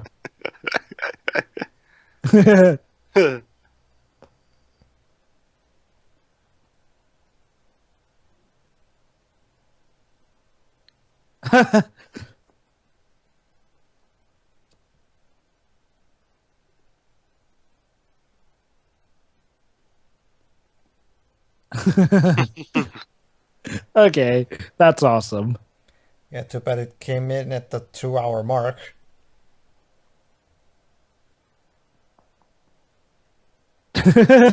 Okay, why wasn't he in more of the movie? Seriously. In just that moment, he seems to have more of a fleshed out character than a lot of these characters. So basically, the moral is straighten up your act, or bad things will happen, your brother will get killed, and also learn to be brave enough to talk to your soon to be father in law. Sure, why not? So yeah, that was Battleship. What a moral. Pedro, what did you think of the moral? Do I gain points if I act like I care? Sure, why not? Okay. Movie is boring as shit, and nothing about it works. Nothing. Even the visuals.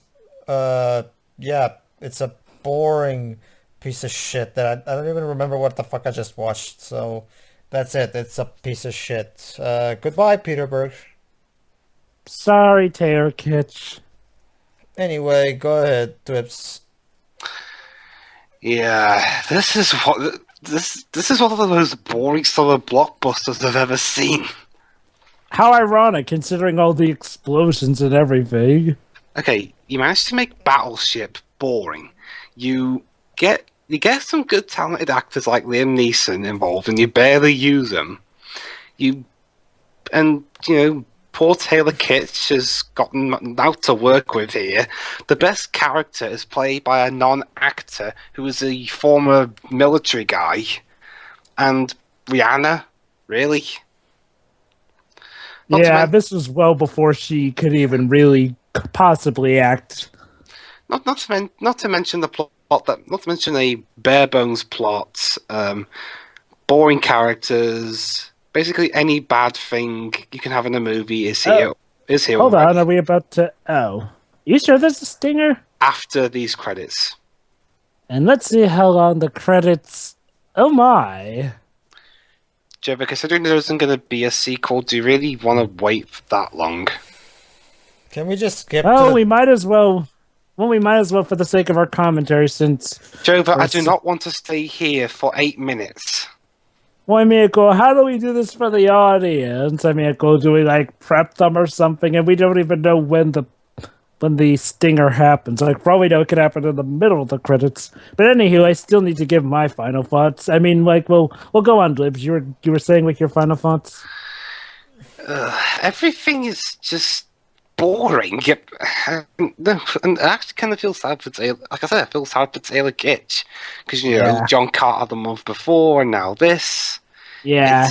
It's I mean, I've heard. I mean, he's most recently in True Detective, but I've heard that season that he was in was shit. So Wow. he still Talk can't. about bad luck. So even when he is on a show that was once acclaimed, he's on a season that isn't so acclaimed. So he cannot get a break, can he?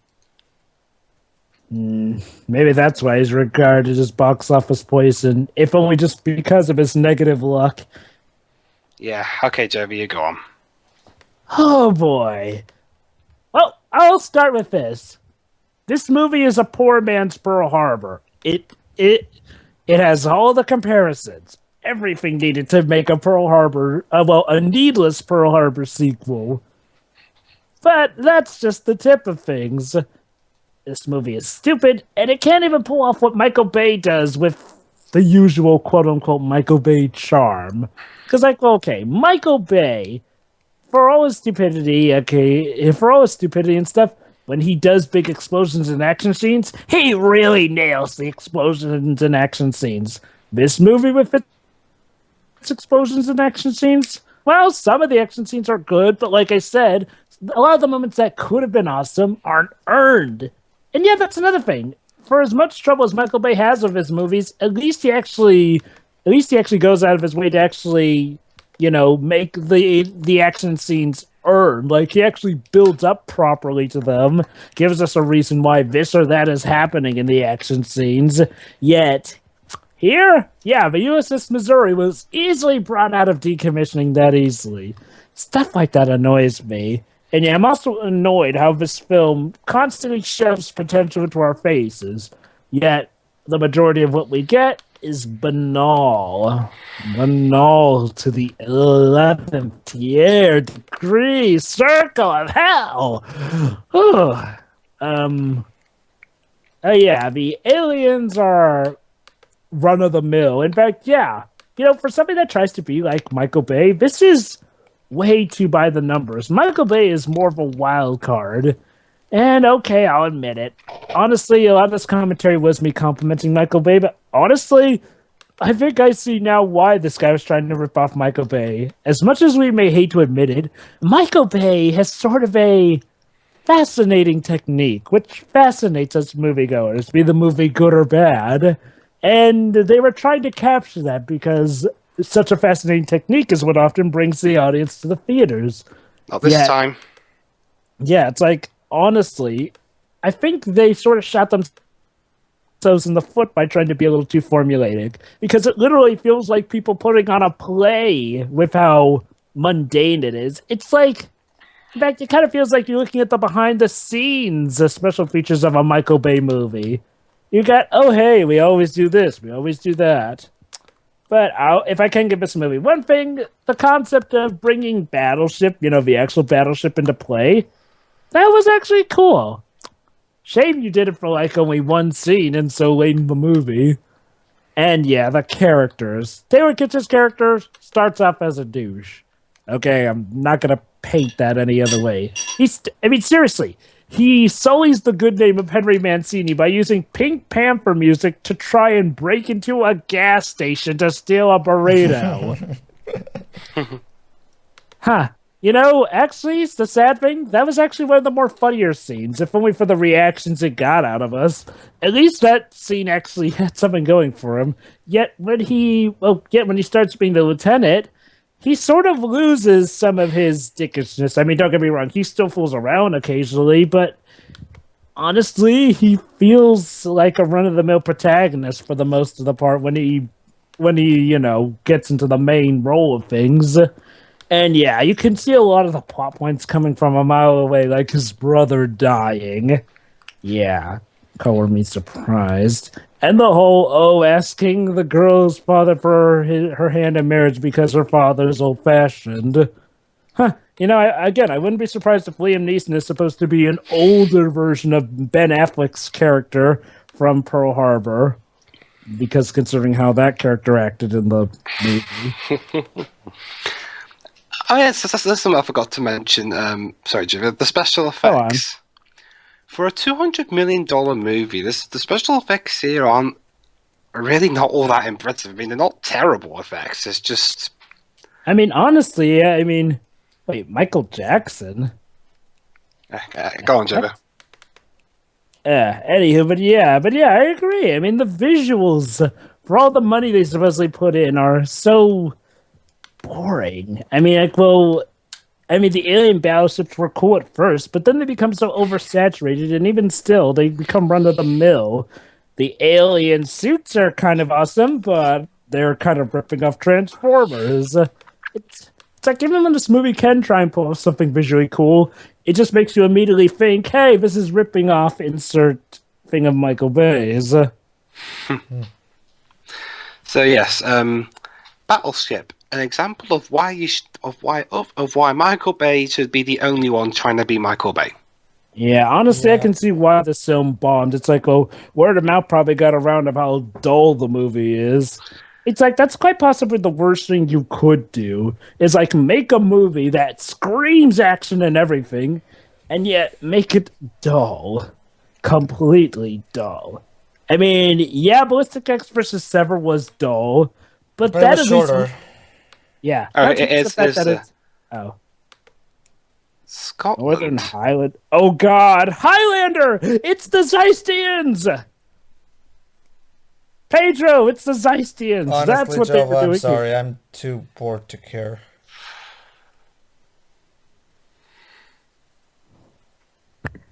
So basically, the sequel was supposed to take place in Scotland.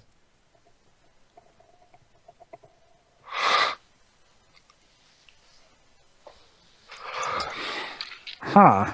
Have fun with that, Britain. What the heck, music? Get it? Because we're in Scotland and we have bagpipes. Oh yeah, I get it. Because the Scottish are the burly, rough, and tough guys, apparently by British stereotypes. Is that true, by the way? Hmm? Are the Scottish really like that, are the Scottish like the kind that like to break stuff a lot, the rough and tough sort? He's asking if there's a reason for the stereotype. I'm not sure. Yeah, because I think I heard you and Sherry once mention stuff about how, was it Ireland or Scotland who's different? And wait, was that it? No. Oh, wait, no. This is a rather lengthy stinger. In fact, why didn't they just put this at the end of the movie?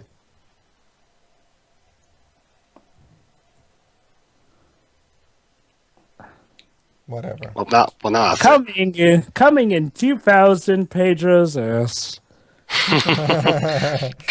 Coming never. All right. See you for See you for See you for an actual Michael Bay film. I could actually go for one of those now. Jesus Christ. See you, everybody. We've reached that point. See you, everybody. See you.